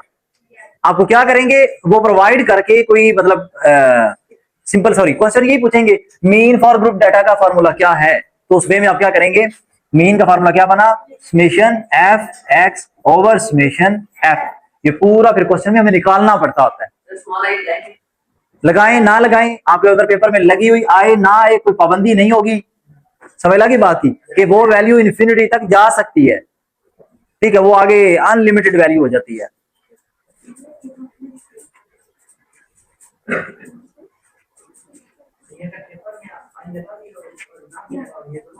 हाँ नहीं नहीं, दोनों है, आए तो फिर जाहिर है फिर आई वाले चूज कर लेना, लेकिन दोनों इकट्ठे नहीं आते क्योंकि मतलब दोनों का सेम ही है जी। नेक्स्ट, अच्छा ये आ गया एमसीक्यू। जब आया नेगेटिव स्क्यूड डिस्ट्रीब्यूशन, जब आ गया पॉजिटिव स्क्यूड डिस्ट्रीब्यूशन, और जब आ गया सिमेट्रिक डिस्ट्रीब्यूशन, तो एमसीक्यू क्या क्या बनेंगे। एक MCQ, mean is less than median, median is less than mod. Median बेचारा दोनों केसेस में सेंटर में रहेगा, मीन मीडियन शिफ्ट होंगे। नेगेटिव में मीन इस तरफ है, मॉड इस तरफ है, और साइन यही रहते हैं, ऐसे ही रहेंगे, मुंह इनका इस तरफ रहा। यहां पे आ गया मीन, ये नेगेटिव की बात कर रहा हूं, ठीक है। यहां पे आ गया मॉड, सॉरी मीडियन, यहां पे क्या आ गया, मॉड। दूसरी तरफ क्या आ गया, पॉजिटिव के लिए क्या होगा, mean is greater than, median is greater than mod, रुख उस तरफ हो जाएंगे। और तीनों बराबर कब होंगे, जब वो क्या होगा, सिमेट्रिक डिस्ट्रीब्यूशन। उसका नाम ये पड़ जाएगा, अगर किसी एक क्वेश्चन में तीनों आंसर बराबर आ जाएंगे तो वो हो जाता है सारा काम 50-50, मीन मीडियन मॉड सारा आंसर ही बराबर हो जाता है, तीनों का ही बराबर हो जाता है। Mean is preferred over median and mod because all values in the data are used in it. Median is useful when data has extreme values. कुछ values बहुत बड़ी बड़ी हैं, कुछ बिल्कुल छोटी छोटी हैं, तो median को हम यूज कर लेते हैं। Mod is used when most common values is required. Most common मतलब जैसे मैंने कहा क्लास के अंदर शलवार कमीज वाले बच्चे कितने हैं, तादाद ज्यादा है, तो हम उसको फिर क्या कहेंगे, मॉड पे कहता है, फिर हम डिस्कशन करेंगे, कहता है फिर मॉड ही निकालना चाहिए। मीडियन कहता है कब निकालना चाहिए, जब वैल्यूज बहुत बड़ी बड़ी आ जाएं, तो आप सेंट्रल टू पे फैसला हो जाएगा, आपको सारों को प्लस नहीं करना पड़ेगा, सिर्फ तरतीब लगा के सेंटर वाले टू को, या सेंटर वाला वन वैसे ही आंसर आ गया, या सेंटर वाले टू को प्लस करके डिवाइड बाई क्या करेंगे हम, टू, तो क्या निकल आएगा हमारे पास, मीडियन निकल आएगा। ये वही मीन मीडियन मॉड वाले क्वेश्चन आपने करने हैं ताकि आपको प्रैक्टिस आ जाए उसकी, ये लाजमी रीड किया करें। यहां से हम सीक्यूज मार करना स्टार्ट करते हैं। First of all, probability. Probability is the chance of occurrence of an event. Chance of मतलब शायद ये हो जाएगा, शायद ये होगा, जैसे टॉस फेंकेंगे तो चांसेस पर बात है कि कौन विन करेगा। फिर मैं अगर कार्ड्स, जो जिसे हम ताश के पत्ते बोलते हैं, कार्ड्स में से कोई एक ऐसे रैंडमली कार्ड पिक करूं, मैं ऐसे कहूं हाँ जी बताएं क्या है, आपकी कोई बच्चा एक खड़ा होकर पिक करे, वहां पे 52 में से चांसेस हैं, पता नहीं कोई एक निकल आएगा। अब बच्चा तुक्का लगाएगा ना, तो बच्चे की प्रोबेबिलिटी निकलेगी 1/52। बच्चे की प्रोबेबिलिटी निकलेगी 1/52 के बताया उसने एक चांस आउट ऑफ कितने हो सकते थे, 52 में से कोई भी एक हो सकता है। ऐसे ही है ना, फिर सिर्फ ये नहीं ना बताना 10, बल्कि ये भी बताना वो 10 कौन सा, 10 होता है ना उसके अंदर। या फर्ज करें आप बोलते हैं जी किंग, अगर किंग बोलते हैं तो वो भी आपको बताना पड़ेगा किसका, हार्ट वाला या वो दूसरा कौन कौन सा हो गया, हाँ डायमंड वाला, फ्लाम वाला वो बताना पड़ेगा ना। फिर साथ इसका मतलब है 52 में से कोई एक आपने चूज किया, तो इसका मतलब आपकी प्रोबेबिलिटी क्या हुई, 1/52। Got it. या अगर आप कह देते हैं उसी कार्ड्स के अंदर आप कहते हैं एनी ऑफ द 4 किंग्स, कोई चारों में से कोई एक किंग है, अब आपकी प्रोबेबिलिटी 4/52 हो जाएगी। टोटल कार्ड 52 ही हैं, लेकिन जिनमें से आप चूज कर रहे हैं वो चारों में से कोई एक हो सकता है, तो 4 तो हो गई ना, आपके चांसेस बढ़ गए, 4/52 आ गए। इसको हम कहते हैं प्रोबेबिलिटी। चांस के ऊपर बात करना, चांस के ऊपर गैस वैल्यू के ऊपर बताना, किसकी प्रोबेबिलिटी कम है, किसकी प्रोबेबिलिटी ज्यादा है। जब हम हेड टू टेल चलें, हेड टू टेल मतलब हम लोग तो अपनी जुबान में यही कहेंगे बाबा या मस्जिद, कॉइन फेंकेंगे तो यही कहेंगे ना, कॉइन फेंक के बाबा या मस्जिद ही आता है ना। 1 रुपए वाला या पता नहीं 5 वाले पे क्या क्या बना हुआ, 5 रुपए या मस्जिद ऐसे करके कुछ था। ये चांद, हाँ चांद और 5 रुपए, तो उसमें भी क्या है प्रोबेबिलिटी 50-50 है, यानी कि 1/2 आ जाएगा। टोटल अकरेंस कितने की हो सकती है 2। टोटल सैंपल स्पेस कितनी है 2। जितना टोटल हैपन होने का चांस होता है वो होता है मैक्सिमम नंबर, वो हम नीचे लिखते हैं। जो आप चूज कर रहे हैं, जाहिर है आप ये तो नहीं कह सकते या कायदे या चांद है या 5 रुपए, ऐसा तो नहीं कहेंगे। क्या कहेंगे, तो ये चूज करेंगे, यू हैव टू चूज 1। तो जो आप चूज करेंगे वो 1 प्रोबेबिलिटी आपकी, वो 1 आएगा भी, जाहिर है एक जब आप उसको रोल करके ऐसे फेंक देंगे एक चीज। फिर आ जाते हैं हम डाइस, लूडो का दाना। इसके अंदर टोटल सैंपल स्पेस है 6, चांसेस हैं 1 आ सकता है, 2 आ सकता है, 3, 4, 5, 6 कुछ भी आ सकता है। लेकिन अब प्रॉब्लम कहां पे क्रिएट हुआ फिर कि आओ कहते हैं ये आएगा 1, ये आएगा 2, ये आएगा 3, कोई आपने चूज कर लिया, फर्ज करें आपने किया चूज 3, चूज 3 किया है। शबेज आप दोनों को नहीं समझ लगी फिर, अगर आप अभी भी बातों में लगे हुए थे, दोनों खड़े हो जाए आधे घंटे के लिए। आपने चूज किया है कि 3 आएगा, जाहिर आपको कहीं पे रिक्वायर्ड ये था कि 3 आना चाहिए मुझे, आपका फेवरेबल क्या था 3। आपने डाइस को रोल करके ऐसे वो फेंक दिया। फेंकने के बाद अब आने के चांस क्या क्या हैं, 1 आ सकता है, 2 आ सकता है, 3 आ सकता है, 4 आ सकता है, 5, 6। सैंपल स्पेस कितनी होगी 6। आपका फेवरेबल क्या था 3, तो हम इसको लिखेंगे 1/6। 1/6 क्यों लिखा, टोटल चांसेस थे 6 चीजों के, कुछ भी आ सकता था, वो होगी सैंपल स्पेस। फेवरेबल आपका क्या था 1। कई दफा ऐसा होता है हम खेल रहे होते हैं, आगे हमें अगर आ जाए 1 तो भी अगले का कोई गोटी मार जाएगी, हमें 5 आए तो भी गोटी मार रही है, हमें 6 आने के बाद भी फिर कुछ आ जाएगा तभी गोटी मार जाएगी। ऐसा होगा ना, हमारी प्रोबेबिलिटी 3 पे चली गई। प्रोबेबिलिटी क्या, हमें 6 आए हम अपना काम कर सकते हैं, हमें 1 आए तो भी अगले की गोटी मार रही है, हमें 5 आए तो भी गोटी मार रही है। अब हमारी प्रोबेबिलिटी, जो हमारी डिमांड फेवरेबल आउटकम हमारा वो क्या है 3, कि तीनों में से कोई एक आ जाए, मेरे लिए वो फिर भी ठीक है। नहीं, हाँ लिखेंगे उसको क्या 3/6, टोटल 6 थी, उसमें से 3 हमने चूज कर लिए कि हमें तीनों में से कोई एक भी आ जाए। कटिंग करेंगे, इसको लिखेंगे 1/2, और 1/2 जो होती है वो होती है 50%। 50-50 चांस जब हो जाए काम तो इसका मतलब है रिस्क लेना चाहिए, ऐसा होता है ना जी। ये इन जनरल मैं आपको सारा ओवरव्यू दिया है कि प्रोबेबिलिटी हम पढ़ क्यों रहे होते हैं। असल में लाइफ में इसका यूज तो आता है, कहीं ना कहीं यूज चलता ही है, बल्कि ये जो ट्रेडिंग श्रेडिंग पे वो बेचारे चल रहे होते हैं, तो मैंने आपको लास्ट में सुनवाई थी ना ऑडियो की, बंद क्या था वो कहता है मैंने गोल्ड परचेज किया, उसकी वैल्यू गिर गई, मैंने कहा कहीं मजीद ना गिर जाए, मैंने सेल कर दिया, जैसे ही मैंने सेल किया उसकी वैल्यू बढ़ गई, मैं फिर नुकसान में। एक ऐसे करके कोई ट्रेड यानी कि सारा यही चल रहा होता है कि तुक्के पे काम है। लोग कहते हैं हमें मारे, हमारे बड़े बड़े अंदाजे होते हैं, लेकिन मैं ऐसे बंदों से बाकायदा मिला हुआ हूं, मुझे वो मेजर साहब ने मिलवाया था कि वो बंदा उसने करोड़पति या अरबपति हो गया था इस ट्रेड से।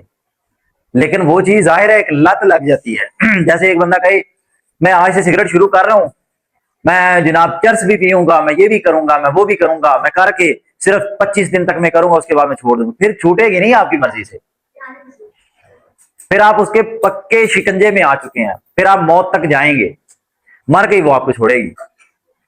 ठीक है, सेम वे ट्रेडिंग भी यही हो जाती है। फिर ट्रेडिंग मतलब एक तो होता है ना प्रॉपरली कुछ कर रहे होते हैं, मतलब कुछ और भी इसमें होता है, पता नहीं फाइनेंस पता नहीं क्या क्या होते हैं, सारा रिस्क फैक्टर, सारे का सारा रिस्क फैक्टर ऐसे ही चल रहा होता है। ठीक है, जाहिर है जिसमें आप सारे है ही कुछ नहीं, मतलब किसी लम्हे भी आप बैठे बैठे जनाब हो सकता है करोड़पति हो जाएं, या बैठे बैठे उस बंदे का, हाँ वो जिसको मैं बता रहा था, उस बंदे के पास ये हुआ था अपनी सारी कुछ एकड़ जमीन थी सारी बिक गई, अपना घर बिक गया किराए पे आ, उसके बाद जाहिर पैसा ही नहीं था कि वो इन्वेस्ट करता, वहीं पे काम खत्म, क्लोजिंग उसकी जो हुई जिंदगी की, यानी कि जो उसकी क्लोजिंग चल रही थी उन दिनों में, वो क्लोजिंग क्या थी कि वो बिल्कुल फकीरों वाली कंडीशन में आ चुका है, क्योंकि जिंदगी में और हुनर आता कोई नहीं था, एक ही आता था जिसने उसको बर्बाद कर दिया।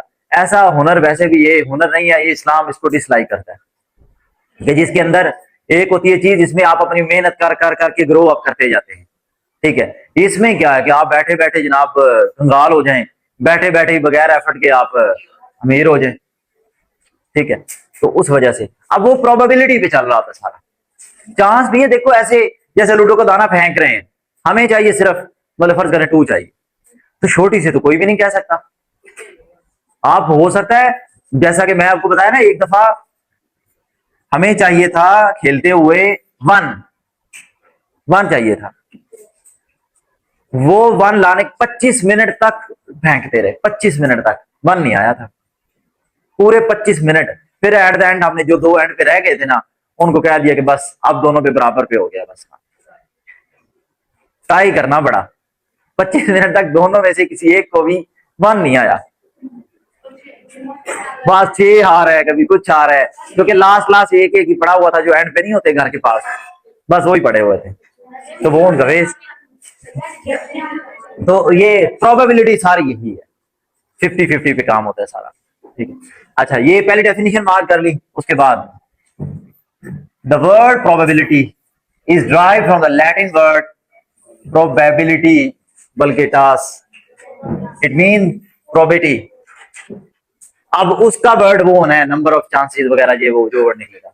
गिरालेमो Cardano is known as the father of probability, ये इसने ये काम किया था, उसकी हालत देखे ना जरा जी। नेक्स्ट जी, हाँ अच्छा आगे नेक्स्ट देखें, experiment. The term experiment describe any process which generates outcomes. जाहिर एक्सपेरिमेंट वही होता है कि एक्सपेरिमेंट करेंगे, आगे कोई ना कोई रिजल्ट तो निकलेगा, अच्छा निकले बुरा निकले जैसा भी निकले, कोई ना कोई रिजल्ट आउटकम निकलेगा। यहाँ पे वर्ड बार बार आउटकम आएगा, और ये याद रखना, ये अच्छी इंग्लिश में आउटकम ही बोला जाता है रिजल्ट को, जो कहते हैं हम रिजल्ट जी, रिजल्ट क्या रहा फिर आपका, ये कहेंगे आउटकम क्या निकला। ठीक है, हाँ मतलब वो आपका एंड पे फाइनल रिजल्ट्स में क्या बना, तो उसे हम क्या कहते हैं, आउटकम। इंग्लिश में ये यूज किया करें। अच्छा उससे पहले ये हेडिंग क्या आई, एक्सपेरिमेंट हमने पढ़ा, उसके बाद जाहिर एक्सपेरिमेंट जब करेंगे तो कोई ना कोई आउटकम तो आएगा। ठीक है, अब जब वो आउटकम आएगा वही 5 रुपए और वो बाबा जी में से कुछ ना कुछ, चांद में से कुछ ना कुछ आएगा। ठीक हो गया। अच्छा, possible number of outcomes in tossing a coin is 2। Number of outcome maximum 2 ही है, क्या बोला, या 5 आ जाएगा या चांद आ जाएगा। इसी तरीके से possible outcome of dice 6, possible outcome of, बस ये 2 ही है फिलहाल। तो कार्ड्स की बात करें तो क्या है 52, कुछ भी आ सकता है। Number of outcome in rolling a dice is 6, वही बात लिखी हुई है। आगे आ गया फेवरेबल आउटकम। फेवरेबल आउटकम वो जो आप चाह रहे थे, जैसा कि मैंने आपको पहले कह दिया, आपको 5 चाहिए था, 1 चाहिए था और 6 चाहिए था, तो आपके फेवरेबल आउटकम क्या बना, 3/6। 6 टोटल सैंपल स्पेस कहलाती है, आगे हेडिंग आ गई सैंपल स्पेस। वो जो फेवरेबल है, जो आप चाह रहे हैं, फेवर से याद रख लेना, फेवर, मुझे फेवर ये करता है, मुझे ये फेवरेबल है, ये वो फेवरेबल हो गया, और सैंपल स्पेस जितना टोटल आने के चांस हैं वो चीज। ठीक है, अब बिल्कुल ठीक है, इसका यही नाम होगा, इधर कहीं लिखा होगा। हाँ, the set of all possible outcomes, वही है डिनोटेड बाय एस। बस ये याद रख लेना कि उसको एस, क्योंकि इसका आगे जाके ना एक जनरल फार्मूला बनने वाला है, उस फार्मूले के अंदर आप देखेंगे हाँ एस वैल्यू तो रखता है ना, एस का मतलब तो होना चाहिए। Remember the number of favourable outcomes is always less than और equal to the total number of outcomes. जाहिर है ये तो बात कॉमन सी बात है, यानी कि कहता है फेवरेबल आउटकम, आपने लूडो का फर्ज करें दाना फेंका, डाइस फेंका, डाइस को फेंकने के बाद आप कहते हैं मैं चाह रहा हूं 1 आ जाए या 2 आ जाए या 3 आ जाए या 4 आ जाए या 5 आ जाए या 6 आ जाए या 7 भी आ जाए या 8 भी आ जाए। मैक्सिमम क्या है 6। कहता है या तो वो लेस होगा, लेस देन टोटल होगा, या फिर इक्वल टू टोटल होगा, ग्रेटर देन नहीं हो सकता। जाहिर है कॉमन सेंस है ये तो, इसमें कोई साइंस नहीं है, कॉमन सी बात है कि आप लेस ही चूज करेंगे। बैठ जाए जी। Next, keep in mind when we write all the possible outcomes, within the curly bracket, it is known as sample space. कहता है फिर उसको हम सैंपल स्पेस कहते हैं। सैंपल स्पेस मतलब इस वे में हम लिखते हैं कि सैंपल स्पेस लुड्डो के दाने के ऊपर, डाइस के ऊपर, ये सैंपल स्पेस है। Got it? लुड्डो के दाने या डाइस के ऊपर सैंपल स्पेस ये बनेगी। अगर हम सैंपल स्पेस बात करें कॉइन की, हम उसको कहेंगे हेड टेल, ये सैंपल स्पेस नहीं, वो जो स्पेशली टॉस के लिए होता है ना, उसके लिए वही होता है। of the sample space is called sample point. Each element of the sample space के अंदर जितने भी वो फैक्टर लिखे गए होंगे, 1 है, 2 है, 3 है, 4 है, कोई भी कहता है जिसका नाम आ रहा है उसको हम सैंपल पॉइंट भी कह सकते हैं। उसका नाम क्या होता है? Sample point. उसके बाद certain event is also known as sure event, मतलब सर्टेन श्योरिटी को कहते हैं, मतलब कि श्योरिटी है, पक्का यही आएगा।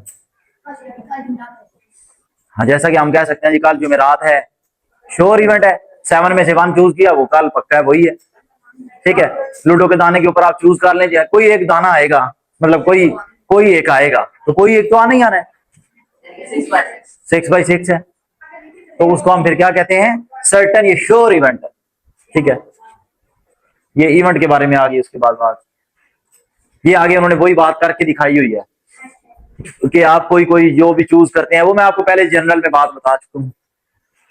टाइप्स ऑफ इवेंट्स, सबसे पहला ये एमसीक्यू, कितने टाइप्स हैं? 5 टाइप्स हैं। एक ये एमसीक्यू हो गया। दूसरा एमसीक्यू, उन सारों की डेफिनेशंस में से एमसीक्यू बनाया जा सकता है, लेकिन ये की फैक्ट पहले हम पढ़ते हैं। नहीं, अभी तो मैंने उसका नाम ही नहीं लिया, अभी मैंने नाम नहीं लिया, अभी मैं जब पढ़ाऊंगा इनको मैंने एक्सप्लेन करना सारा जी। The probability of a certain event is always equal to 1। Certain event sure event है ना, प्रोबेबिलिटी याद रखना या 0 होती है या 1 होती है। तो ये श्योर इवेंट की 1 है, एक इम्पॉसिबल है जो 0 होगा, और बाकी प्रोबेबिलिटी इनके दरमियान होती है। अब मैं वो आपको सारा बताता हूं, अभी आपको ये बात पूरी नहीं बात समझ लगी कि ये क्या है, या 0 की 1, और अभी हम पढ़ के आए हैं कि 1 आ सकता है, 5 आ सकता है, 6 आ सकता है, हमने पढ़ा हेड आ सकता है, टेल आ सकता है, पढ़ा है ना सारा हमने। इसकी परसेंटेज के लिहाज से बात करेंगे, अभी ध्यान से बात को समझना। ये अब एमसीक्यू याद कर लिया कि सर्टेन इवेंट यानी कि श्योर इवेंट 1 प्रोबेबिलिटी लेके आएगा, इज ऑलवेज इक्वल टू 1। उसके बाद कहते हैं the probability of an event of an impossible event is always 0। अब ये भी एक एमसीक्यू है, इसको भी मार कर लें। इम्पॉसिबल इवेंट की प्रोबेबिलिटी क्या निकलेगी? 0। नंबर 1 डेफिनेशन आई सर्टेन इवेंट, श्योर इवेंट जिसका नाम है, जैसा कि उन्होंने कहा टुडे इज थर्सडे, टुडे आज क्या है? वेडनेसडे है, तो हम श्योरिटी से कह सकते हैं कल थर्सडे होगा, वो श्योर हो गया जी। इसका तुक्का नहीं ना लगा। नहीं, मतलब ये है ना कि वैसे किसी ऐसी चीज के बारे में, ये जरूरी तो नहीं कि दिनों के बारे में नहीं कहना, किसी भी चीज के बारे में तो कहा जा सकता है ना। ठीक, मतलब फर्ज करें आपको रैंडमली आंखें बंद करके कहीं पे जाके खड़े कर दिया जाए, आपको कहा जाए आपके राइट साइड पे कौन है, इस चीज के बारे में भी प्रोबेबिलिटी तो है कि 40-41 बच्चों में से आपने फिर चूज करना होगा, हाँ ये है, आंखें बंद करके, तो इसका प्रोबेबिलिटी तो कहीं भी जाके लगाई जा सकती है। ठीक है, तो सर्टेन हुआ यानी कि श्योर इवेंट, श्योर का वर्ड इसके लिए वैसे बहुत वाजे, सर्टेनिटी, सर्टेन मतलब होता है वाजे, श्योर, इम्पॉसिबल नहीं आ सकता। समझ लगी ना बात की? मतलब ये है कि वो आपको ये बास्केट देता है, वो कहता है इसमें से ब्लैक बॉल चूज करें, इम्पॉसिबल इवेंट, ब्लैक है ही नहीं उसके अंदर। इस तरह के इवेंट को जिसमें वाजे पता नहीं, ये नहीं आ सकता। मैं डाइस फेंकूं, रोल करूं और उसके बाद मैं कहता हूं इसमें से 15 आ जाए, नहीं आएगा। एक फेंक है, एक ही दफा फेंक सकता हूं, तो उसके अंदर फिर क्या आएगा? मेरी प्रोबेबिलिटी इम्पॉसिबल है, इवेंट इम्पॉसिबल। एक रखा है मैं फिलहाल, एक की बात, 2 आए तो वो बात अलग है बच्चे, वो बात अलग आगे चले जाएगी। नेक्स्ट आगे आ जाए, आगे आ गया लाइकली इवेंट, जिसके आने के चांसेस ज्यादा हो जाएं, मतलब क्लास के अंदर मैं अभी रैंडमली कहूं तो ट्राउजर शर्ट वाले या पैंट शर्ट वाले बच्चे ज्यादा हैं, तो मैं रैंडमली आंखें बंद करूं ना, आंखें बंद करके किसी एक बच्चे को ऐसे करके पिक करूं, जिनकी तादाद ज्यादा होगी उनमें से जाहिर किसी के ऊपर हाथ लग जाने के चांस ज्यादा है। ठीक है, मैं उसको पिक कर लूंगा, वो चांस ज्यादा है जाग जाए। ठीक है, तो उसको हम क्या कहते हैं, लाइकली, यानी कि जो अकरेंस होने के चांस है। यहाँ पे अगर बात करें कौन सा बाल पिक होने के चांसेस ज्यादा है, रेड, तो इसका मतलब क्या, लाइकली इवेंट क्या निकला, रेड। इसको लाइकली इवेंट कहते हैं कि जो हो जाने के चांस ज्यादा हो जाए, 50% से ज्यादा हो। बिल्कुल ठीक है। अब आगे एमसीक्यूज इसके मार करें, एक तो वो कर लिया, the probability of a likely event is close to 1, क्योंकि ये मैक्सिमम की तरफ जा रही है तो क्लोज टू 1। सर्टन ये श्योर होता तो श्योरिटी से 1। A feather weather forecast that there is 90% chance of rain today. Is it more likely to rain for today? Yes. क्यों कि ये लाइकली इवेंट है, ठीक है, ये लाइकली इवेंट के पास चला गया है, इस वजह से हम कहेंगे यस, बारिश होने के चांसेस हाई हैं। नेक्स्ट आ गया अनलाइकली इवेंट। अनलाइकली इवेंट मतलब होने के चांसेस कम होने के चांसेस ज्यादा होते हैं, यानी कि बहुत ज्यादा हाई चांसेस है कि नहीं होगी बारिश। वो पिछले वाला दे दो, मुजफ्फर भाई लेते जाएं। अब चांस क्या बढ़ गए अनलाइकली में कि ये होने के चांस कम है, ठीक है, 50% से भी कम है, तो फिर हम क्या कहेंगे, unlikely. An event is called unlikely event which will not probably occur, ज्यादा चांस है कि वो नहीं आएगा। In other words there will be less chance that the event will occur. हाँ बिल्कुल ठीक है, आप अपनी वर्डिंग में आगे एक आने वाला है, मैं आपको सारों को वहां प्रैक्टिस करवाऊंगा। वो आगे उन्होंने एक बहुत अच्छी इसकी वो दी हुई है प्रैक्टिस, ये शायद इसी पेज के ऊपर ये है, ये देखो बहुत अच्छी एग्जांपल उन्होंने दी है। अब आगे आ गया equally likely event. Equally likely 50-50 पे आ गया, श्योरिटी से 50-50 के उस बास्केट के अंदर ये वाली 3 ही रेड है, 3 ही पिंक है कि कौन से हैं, ये पिंक है, 3 पिंक है, मतलब आंखें बंद करके रोल करने के बाद किसी को कहा जाए पिक करो, अब चांस बराबर है, हो सकता है पिंक आ जाए, हो सकता है रेड आ जाए। जब चांसेस पे बात आ जाए 50-50 तो उसको फिर हम क्या कहेंगे, इक्वली लाइकली। अब इसकी परसेंटेज वाइज इसको सेट किया जाए, सर्टेन इवेंट 100%, वो बल्कि उन्होंने बड़ा अच्छा ड्रा करके दिया हो, देखो यही तो मैं कह रहा था 100%। Likely to choose pink ball, pink ball मतलब फर्क डालो 75%, इसके चांसेस 75% पे हैं। और ये क्या आ गया 50-50 काम आ गया इक्वली लाइकली। अनलाइकली क्या हो गया 25%, ठीक है। और impossible to choose pink ball, pink ball ढूंढे, इम्पॉसिबल। Got it. अब ध्यान से देखना, वो जो मैं आपको कह रहा था ना कि ये 0 से लेके 1 के दरमियान है काम, मैंने कहा था ये होता है 0%, 0 से लेके, जो कि इम्पॉसिबल है, ये 0.25, 0.50, ये होता है 0.75, ये निकला पूरा 1, ये होते हैं वो चांस। परसेंटेज यही होती है जब हम कहते हैं ना 5%, 10%, 100%, मतलब मैं आप कह रहे हैं 50%। 50% का मतलब क्या होता है, 50 divided by 100 is equal to 0.5, तो वही बना 0.5। 5वीं क्लास का दूसरा तीसरा चैप्टर है, वहां पे ये पढ़ाया गया है कि 5% इज इक्वल टू क्या होगा अगर आप इसको इस हालत में लेके आओ, 5% का मतलब क्या होगा 0.05, एक चीज। दूसरा आप इसको लिख सकते हैं 5/100, दो चीज, दोनों में से कोई एक कह ले, वहां पे ये लिखा होता है, ये बात बराबर होती है।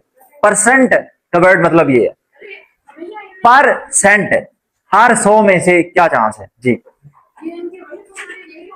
बिल्कुल यही है, यही है जी, बिल्कुल यही। हाँ जी,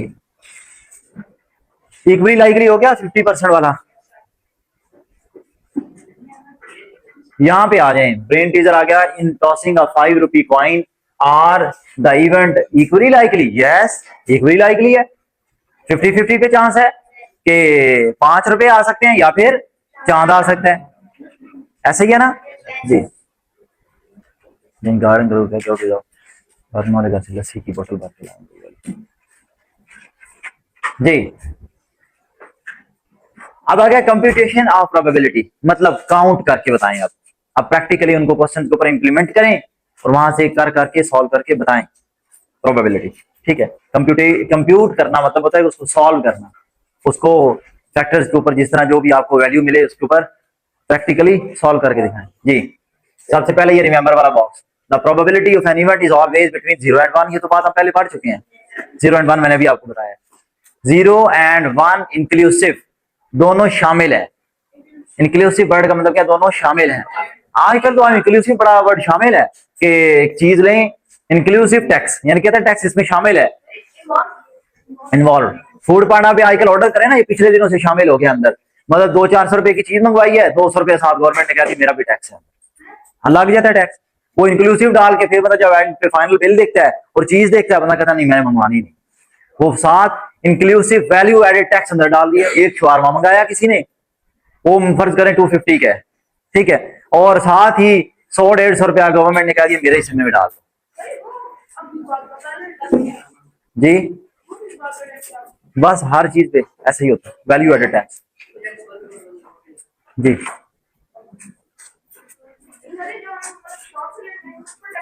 उस पे नहीं होगा, अगर जहां पे रसीद मिलती है ना आपको, वहां तो लगता है। तो जो फूड पांडा चलता है वो तो ज़ाहिर है कि गवर्नमेंट रिकॉर्ड में जाएगा, वहां पे सारा मिस्टर ना करेंगे, ठीक है। अच्छा ये अब याद रख लेना, कहता है इस कहने का मतलब ये है कि आपकी प्रोबेबिलिटी इक्वल टू 1 या लेस देन 1 होगी, आपकी प्रोबेबिलिटी इक्वल टू 0 या फिर ग्रेटर देन 0 होगी। ये कहने का मतलब ये है। अब उसको ध्यान से पढ़ लें तो लिखा क्या हुआ है, वो ये नहीं कि कोई और नई लैंग्वेज लिखी है, मैथ में लिखा हुआ है कि आपका प्रोबेबिलिटी जो होगी, जो आप कंप्यूट करेंगे, जो निकालेंगे, हमने पहले कहा या वो 0 होगी या वो 1 होगी, इनके दो के दरमियान हो सकती है, ठीक है। वही बात उन्होंने यहाँ पे इस मैथमेटिकल लैंग्वेज में लिखी है कि आपकी कंप्यूटेशन, जो आपकी प्रोबेबिलिटी निकलेगी वो 0 के इक्वल हो सकती है। नीचे वाला साइन कल पढ़ा था ना कि इक्वल टू के लिए भी होता है, तो इक्वल टू 0 भी हो सकती है और 0 से बड़ी भी हो सकती है। इसी तरीके से जाते जाते 1 के इक्वल भी हो सकती है या 1 से लेस भी हो सकती है, ठीक है। ये इसका मेन फॉर्मूला है।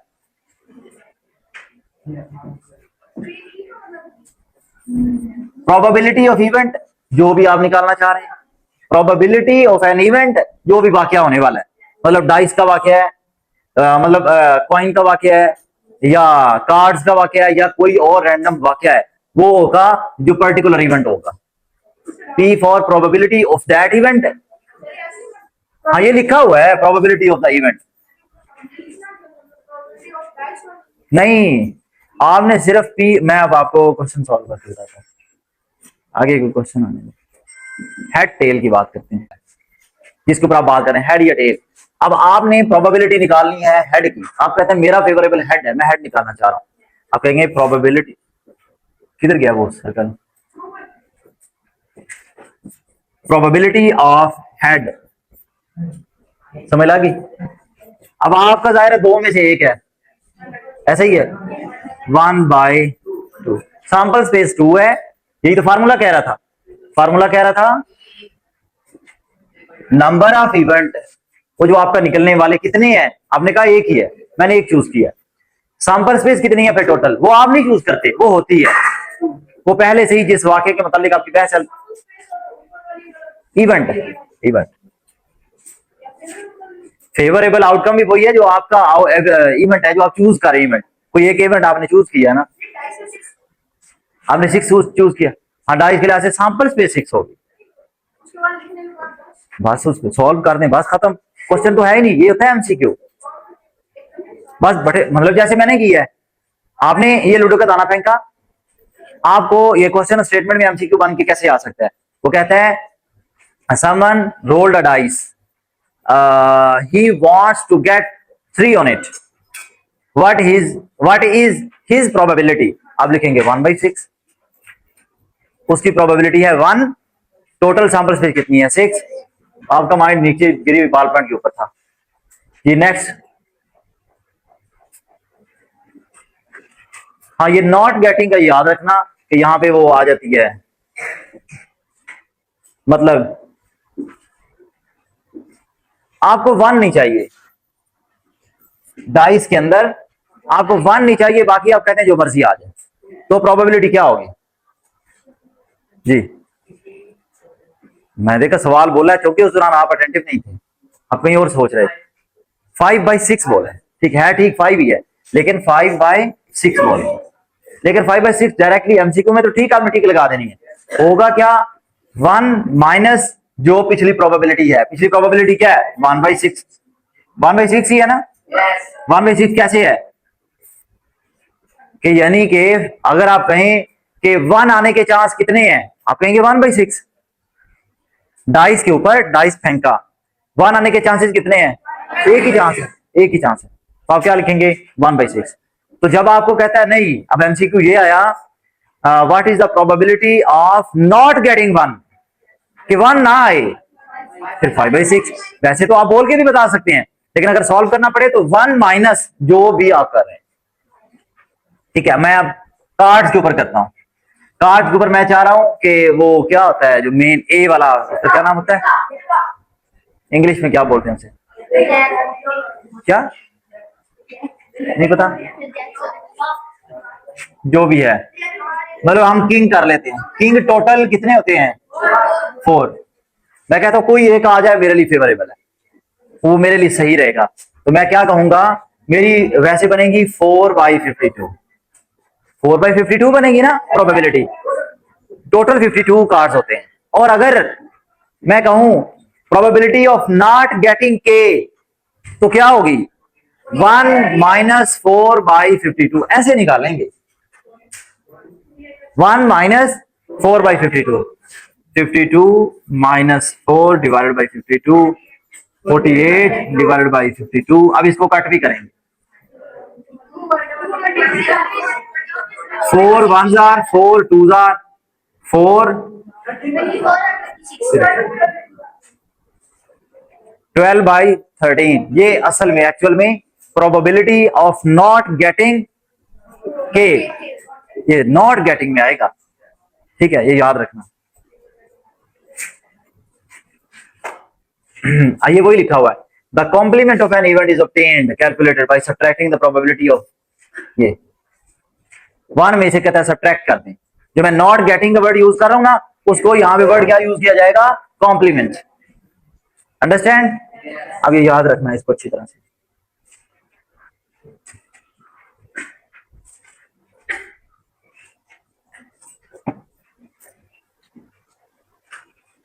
अच्छा, द सम ऑफ, जो आपकी फेवरेबल है, जो बिल्कुल उसका ऑपोजिट है, इज ऑलवेज इक्वल टू 1।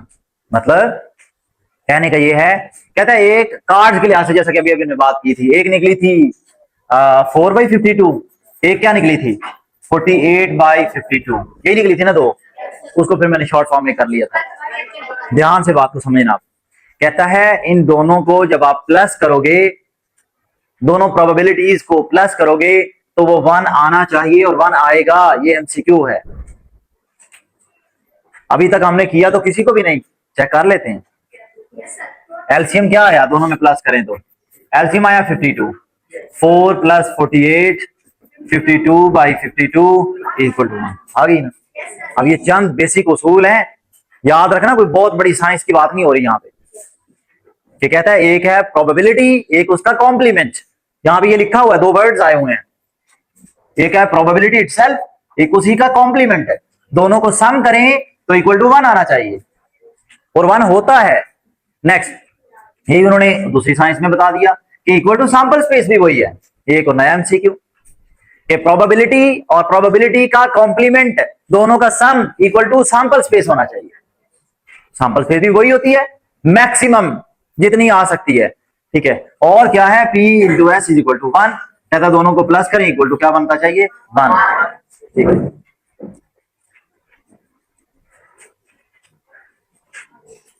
आगे ये हेड टेल, ये वो सारा कुछ आप कर ही रहेंगे। अब तो आपको सारी मेन सारा टॉपिक समझ लग गया। मैं एक्सरसाइज के अंदर जाता हूं, वहां से अगर कोई एमसीक्यू निकलता है, ये वो डाइस के लिहाज से बात करते हैं, अगर 2 डाइस फेंके जाएं तो पंगा लंबा पड़ जाता है। अमूमी तौर पे हम लोग जो खेल रहे होते हैं उसमें हम 2 डाइस यूज करते हैं ना, ऐसे ही है ना। तो 2 के ऊपर आपको पता है ना, चांस बहुत ज्यादा बढ़ जाते हैं। ठीक है, टोटल आपकी सैंपल स्पेस कितनी हो जाती है, 36। 36 में से कुछ भी आ सकता है, दोनों के ऊपर कुछ भी आ सकता है। कि अगर आप बात करें, मैं सिंपल सी बना रहा हूं, getting 6 on any of the dice, दोनों डाइस में से किसी एक बार भी 6 आ जाए, इसकी प्रोबेबिलिटी, अब मैं खुद से जवाब बनाया है, पेपर में एमसीक्यू आ सकता है, तो आपको ये तो दिमाग में रखा होना चाहिए, कहीं भी तेजी से बनाना आ जाए। ठीक है, अब 6 कितनी दफा है, कैसे गिनना है तेजी में, ये नहीं बच्चों की तरह ढूंढने लग जाए अंदर से। एक ही लाइन होती है, एक ये लाइन होगी और एक ये लाइन होगी। 12 नहीं है ये, गिन ले। हाँ,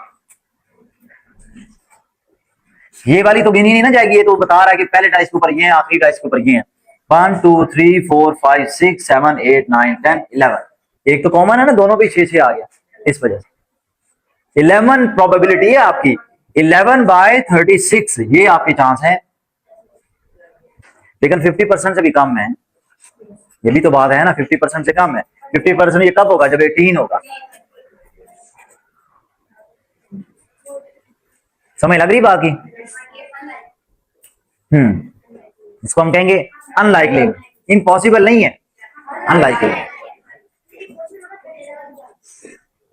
नहीं नहीं, हाँ अनलाइकली फिर यही होगा ना कि आप कहेंगे मेरे दोनों के ऊपर 8 8 आ जाए।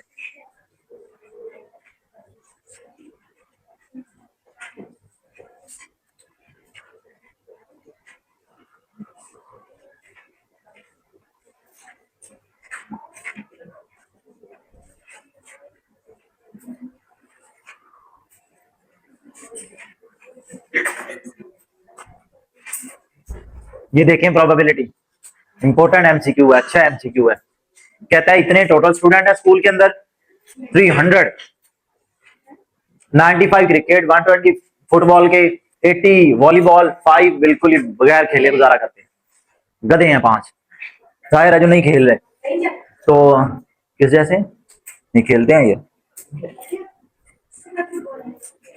ही और शी प्लेज वॉलीबॉल, वॉलीबॉल खेलने की प्रोबेबिलिटी क्या है बच्चे? पहले सारों को प्लस करते हैं, हम करेंगे 80/300।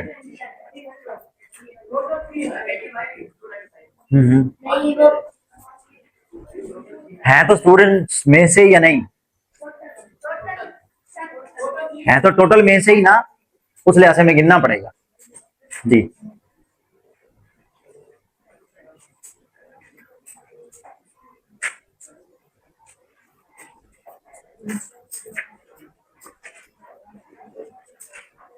ये फिर उसी तरीके से कहा गया 50 मार्बल बॉल्स है, मार्बल्स, उसी से रिलेटेड एक एक्सरसाइज आ गई कि प्रोबेबिलिटी जो है वो काउंट करके बताएं, फिल करके बताएं। अगर आपको एक चीज दे दी जाए तो अगली सारी चीजें खुद निकाल लेना। सबसे पहले मुझे फॉर्मूला लिखवाएं, यही था।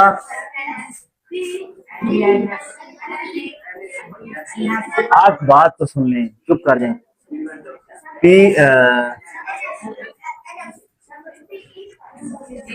बच्चे ये ना ई लिखें, इसको ए बना लें, इसको ए बना, ये फर्क नहीं पड़ने वाला। ठीक है, उससे कोई भी फर्क नहीं पड़ने वाला। वो तो आपकी वैल्यू है, जो मर्जी आप चूज कर लेंगे। हर दफा थोड़ी आपने टॉस को इन करना है, या कोई हर दफा एक काम थोड़ी होता है। अब यहाँ पे नंबर ऑफ आपका जो फेवरेबल आउटकम वही यहाँ पे आना है ना, उसको ए कर लें, यहाँ पे पी इंटू ए कर लें, जो मर्जी कर लें, उसके मुताबिक हम फैसला करेंगे। यहाँ उन्होंने दे दिया हुआ है, यहाँ पे वो ए के लिहाज से बात कर रहे हैं। कोई भी इवेंट, कोई भी वाकया, कोई भी ए आना चाहिए, ए नहीं आना चाहिए, उस लिहाज से बात कर रहे हैं। कहता है एक चीज आपको दे दी गई है 6, मैं ऊपर 6 लिख दिया, जहां पे था वहां मैंने 6 पुट कर दिया। n इंटू एस बटे में कितना आ गया 18। तो क्या प्रोबेबिलिटी निकल आई है या नहीं निकली? निकल आई है, यानी कि प्रोबेबिलिटी क्या निकली? 6 1 जार 6 3 जार 1/3 आ गई ये वाली। इसी का माइनस करें, कॉम्प्लीमेंट 1 माइनस, बोलना नहीं आंसर, 1 माइनस 1/3, ये वाली लेंगे ना जो आई हुई है प्रोबेबिलिटी, उसको उसमें से माइनस करेंगे। इब्राहिम आपको नहीं समझ लगी, इससे अगर आपसे मैं सॉल्व करवाऊंगा। 3 1 जार 3 माइनस 1/3 इज इक्वल टू 2/3, तो यहाँ पे क्या है आंसर 2/3। समझ लगी ना बात की? अब हम बात करेंगे, हाँ वो 1 में होगा, वो मैंने तब भी जुमला मुझसे बोला था, हमेशा 1 में से माइनस करेंगे। जी बच्चे पीछे से देख देख के आप फिल कर रहे हैं आप, और इस तरीके से आपको कुछ नहीं आएगा।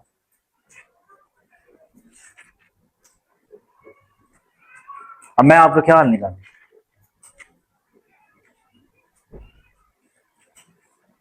कि जैसे ही मैंने इब्राहिम की तरफ इशारा किया कि इसको नहीं समझ लग रही और ये पूछ भी नहीं रहा, बस ऐसे सांप की तरह आंखें खोल के बैठा हुआ है।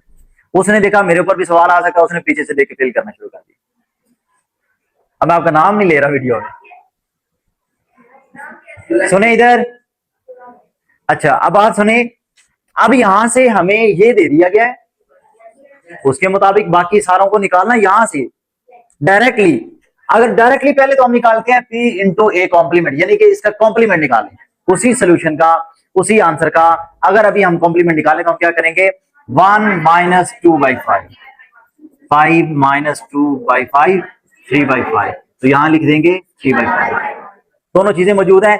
अब हमें बगैर सॉल्व किए इधर वाली वैल्यूज आ जाएंगी। ऊपर वाला होता है n इंटू ए, एन इंटू एस होता है नीचे वाला। नहीं, क्वेश्चन खत्म। ऐसा ही नहीं हो रहा था क्या?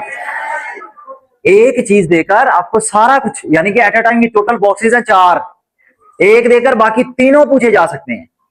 उन्होंने बारी बारी पहले एक लिखा, फिर दूसरा ये लिखा, फिर ये लिखा, फिर सारे लिखकर आपको चेक करने के लिए बताया गया कि सारे निकल आते होते हैं।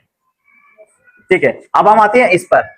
अगर इसके बारे में फैसला करें, 7/19 आया हुआ है तो 1 प्लस 7/19 होगा, क्यों भला? अब कॉम्प्लीमेंट पहले बताया गया है तो इधर वाला आंसर तभी निकलेगा। क्या बनेगा, 19 प्लस 7/19 कितना बना? क्या ये ठीक है? गलत है। सैंपल स्पेस कभी कम हो सकती है ऊपर वाले आउटकम से? कभी भी नहीं हो सकती। 1 माइनस ही करना पड़ेगा।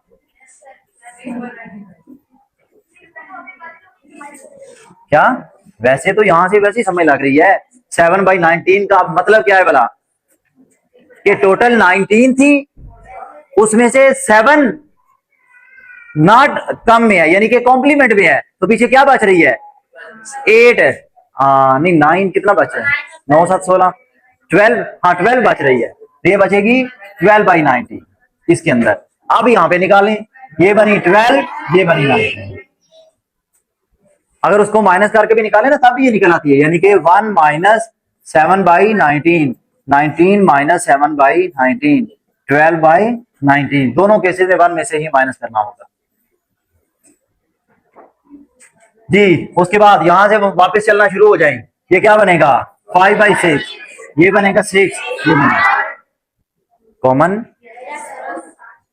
ठीक है, मिस्टर फिल नहीं करते बुक्स के ऊपर, इसको एम्प्टी रखते हैं ताकि हर दफा जब आप उस जगह पे आए तो आपको थोड़ा बहुत सोचना पड़े।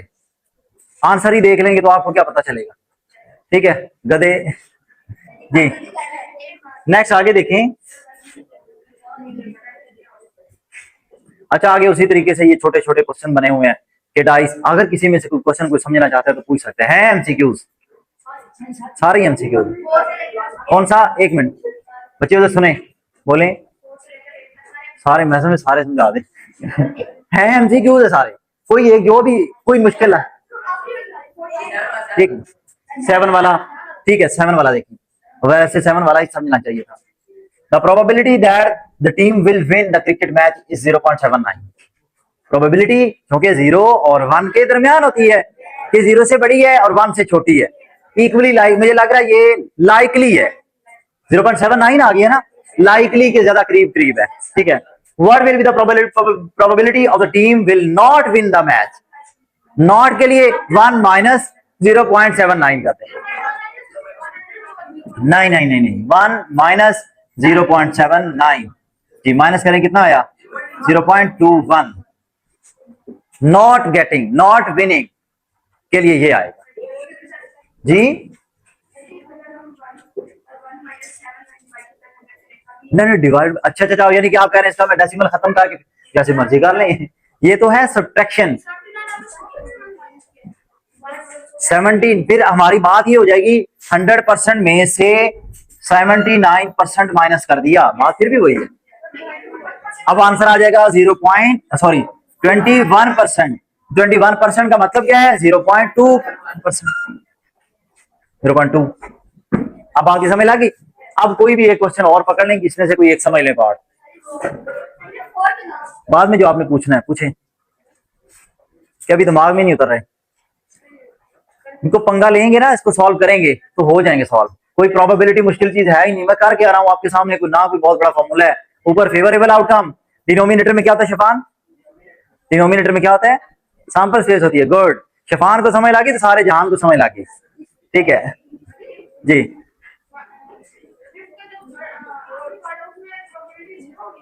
एक मिनट अभी चुप करना सारे। Arshman, a pair of fair coin is tossed. A pair of fair coin है, पेयर मतलब दो डाइस फेंके गए। अब आप अपना खुद सोचेंगे, आपने कहना नहीं ऐसा ही है ना। पेयर का मतलब है दो डाइस फेंके गए। Find the probability of getting at least one head. सिक्के हैं, सॉरी, दो सिक्के फेंके गए तो वन हेड, एक हेड लेने के लिए प्रोबेबिलिटी क्या हो गई? 1/4। दो सिक्के 2/4 होगा, 1/4 है ना, हम एक चाह रहे हैं तो 1/4 हुआ। तो हाँ वैसे सॉरी 1/2 आएगा, 1/2 इसकी प्रोबेबिलिटी, क्योंकि सिक्के तो दो है ना यार। कैसे 1/4 आएगा? देखो ना, बात सुनी, हमारे पास सैंपल स्पेस ड्रा कर लिए करें। सैंपल स्पेस है head tail head tail, total sample space है ये। हमें सिर्फ ये चाहिए, एक ही हेड चाहिए, दो हेड नहीं। तो 1/4, 1/4, at least one head, at least one tail, वो भी 1/4, two tails 2/4, three heads impossible. सही है ना? ये आसान है, ये आप करेंगे तो आपको समझ लग जाएगी। 4 वाला क्वेश्चन देखें, देखना ये क्वेश्चन नंबर 4। मैं वर्ड इसकी जगह पे चेंज कर सकता हूँ। यहाँ पे उन्होंने वर्ड दिया प्रोबेबिलिटी, मैं यहाँ पे सरगोदा लिख दूं, मैं किसी कॉलेज का नाम लिख दूं, कोई भी कॉलेज का नाम लिख दूं, तो आपको वर्ड पे जाना है ना, आपने अपने उसूल पर जाना है, उस उसूल को फॉलो करना है। प्रोबेबिलिटी में से कहते हैं निकालें, ये गोंदल थोड़ा थोड़ा स्लिपी स्लिपी है, खड़े हो जाएं, सेंटर में खड़े हो जाएं जी, उधर ही खड़े ना, पीछे थोड़ा सा जाके आप ये सॉल्व करवाएंगे। इधर सेंटर में आ जाएं, अब ऊंची बोलें, बस इधर ही समझाएं। इधर बोर्ड पे लिखा हुआ है ऑफ बी, इसमें से प्रोबेबिलिटी ऑफ बी क्या है? मैं गिन देता हूं, 3 3 6 3 9 2 11। कौन बोला यहां से? मैंने पूछा था आपसे, उसको किस लिए खड़ा किया? तो उसको कहे ना, मैं सब कुछ उसके हाथों करवाना चाह जी। 2/11, गुड, शाबाश। देखने डिफिकल्ट कुछ भी नहीं यहाँ पे। कहता है प्रोबेबिलिटी ऑफ ए। अब यहाँ पर ए का मतलब, यहाँ पे ए है, ए ढूंढने क्या है? 1/11। आसान है ना? तो अब आपको लगता है कि कोई पागल लॉन्ग क्वेश्चन देगा? एमसीक्यू होगा, ठीक है। आई 2/11, हाँ ध्यान। अब आया कॉम्प्लीमेंट, तो वो 1 माइनस बी वाली प्रोबेबिलिटी, तो आएगा 9/11। हाँ एक मिनट, अब बैठ जाए, अब आप खड़े हो जाए। अब सिर्फ सवाल क्लियर करूंगा, क्वेश्चन क्लियर करूंगा जी। मतलब कि उन्होंने एक ऐसा लेटर पूछ लिया जो यहाँ पे है ही नहीं, आप लिखेंगे इम्पॉसिबल। मतलब क्या देता है ना, 0/11 का मतलब जीरो ही वैसे होता है, और जीरो को इम्पॉसिबल इवेंट कहते हैं, याद करें। इम्पॉसिबल इवेंट का नाम क्या था? जीरो, सिर्फ जीरो। एक मिनट आगे आ रहा है बात। पी मतलब प्रोबेबिलिटी किसकी निकाले? वोवल, वोवल कितने हैं? ध्यान से बात को सुनना, जहां पे आप मिस्टेक करते हैं। 1 2 3 4, ये नहीं कि आई 2 दफा आ गया तो एक दफा गिनेंगे, 2 दफा ही गिनेंगे, ठीक हो गया। 4 बाय, इसी तरीके से कॉन्सोनेंट्स, कॉन्सोनेंट्स, एक मिनट कराची, कॉन्सोनेंट्स क्या आते हैं? कॉन्सोनेंट्स जो वोवल्स नहीं होते, अदर देन वोवल्स, यानी कि वोवल का क्या करेंगे? कॉम्प्लीमेंट। ऐसे ही है ना? वोवल का कॉम्प्लीमेंट ले तो क्या निकलाते हैं? कॉन्सोनेंट्स। गधा, बैठ जाए, वो जितने भी होंगे वो आप गिन लें, आसान है। अच्छा एक मिनट, आफ्ताब, आफ्ताब इकबाल, ये सॉल्व करवाएं। Probability of a letter,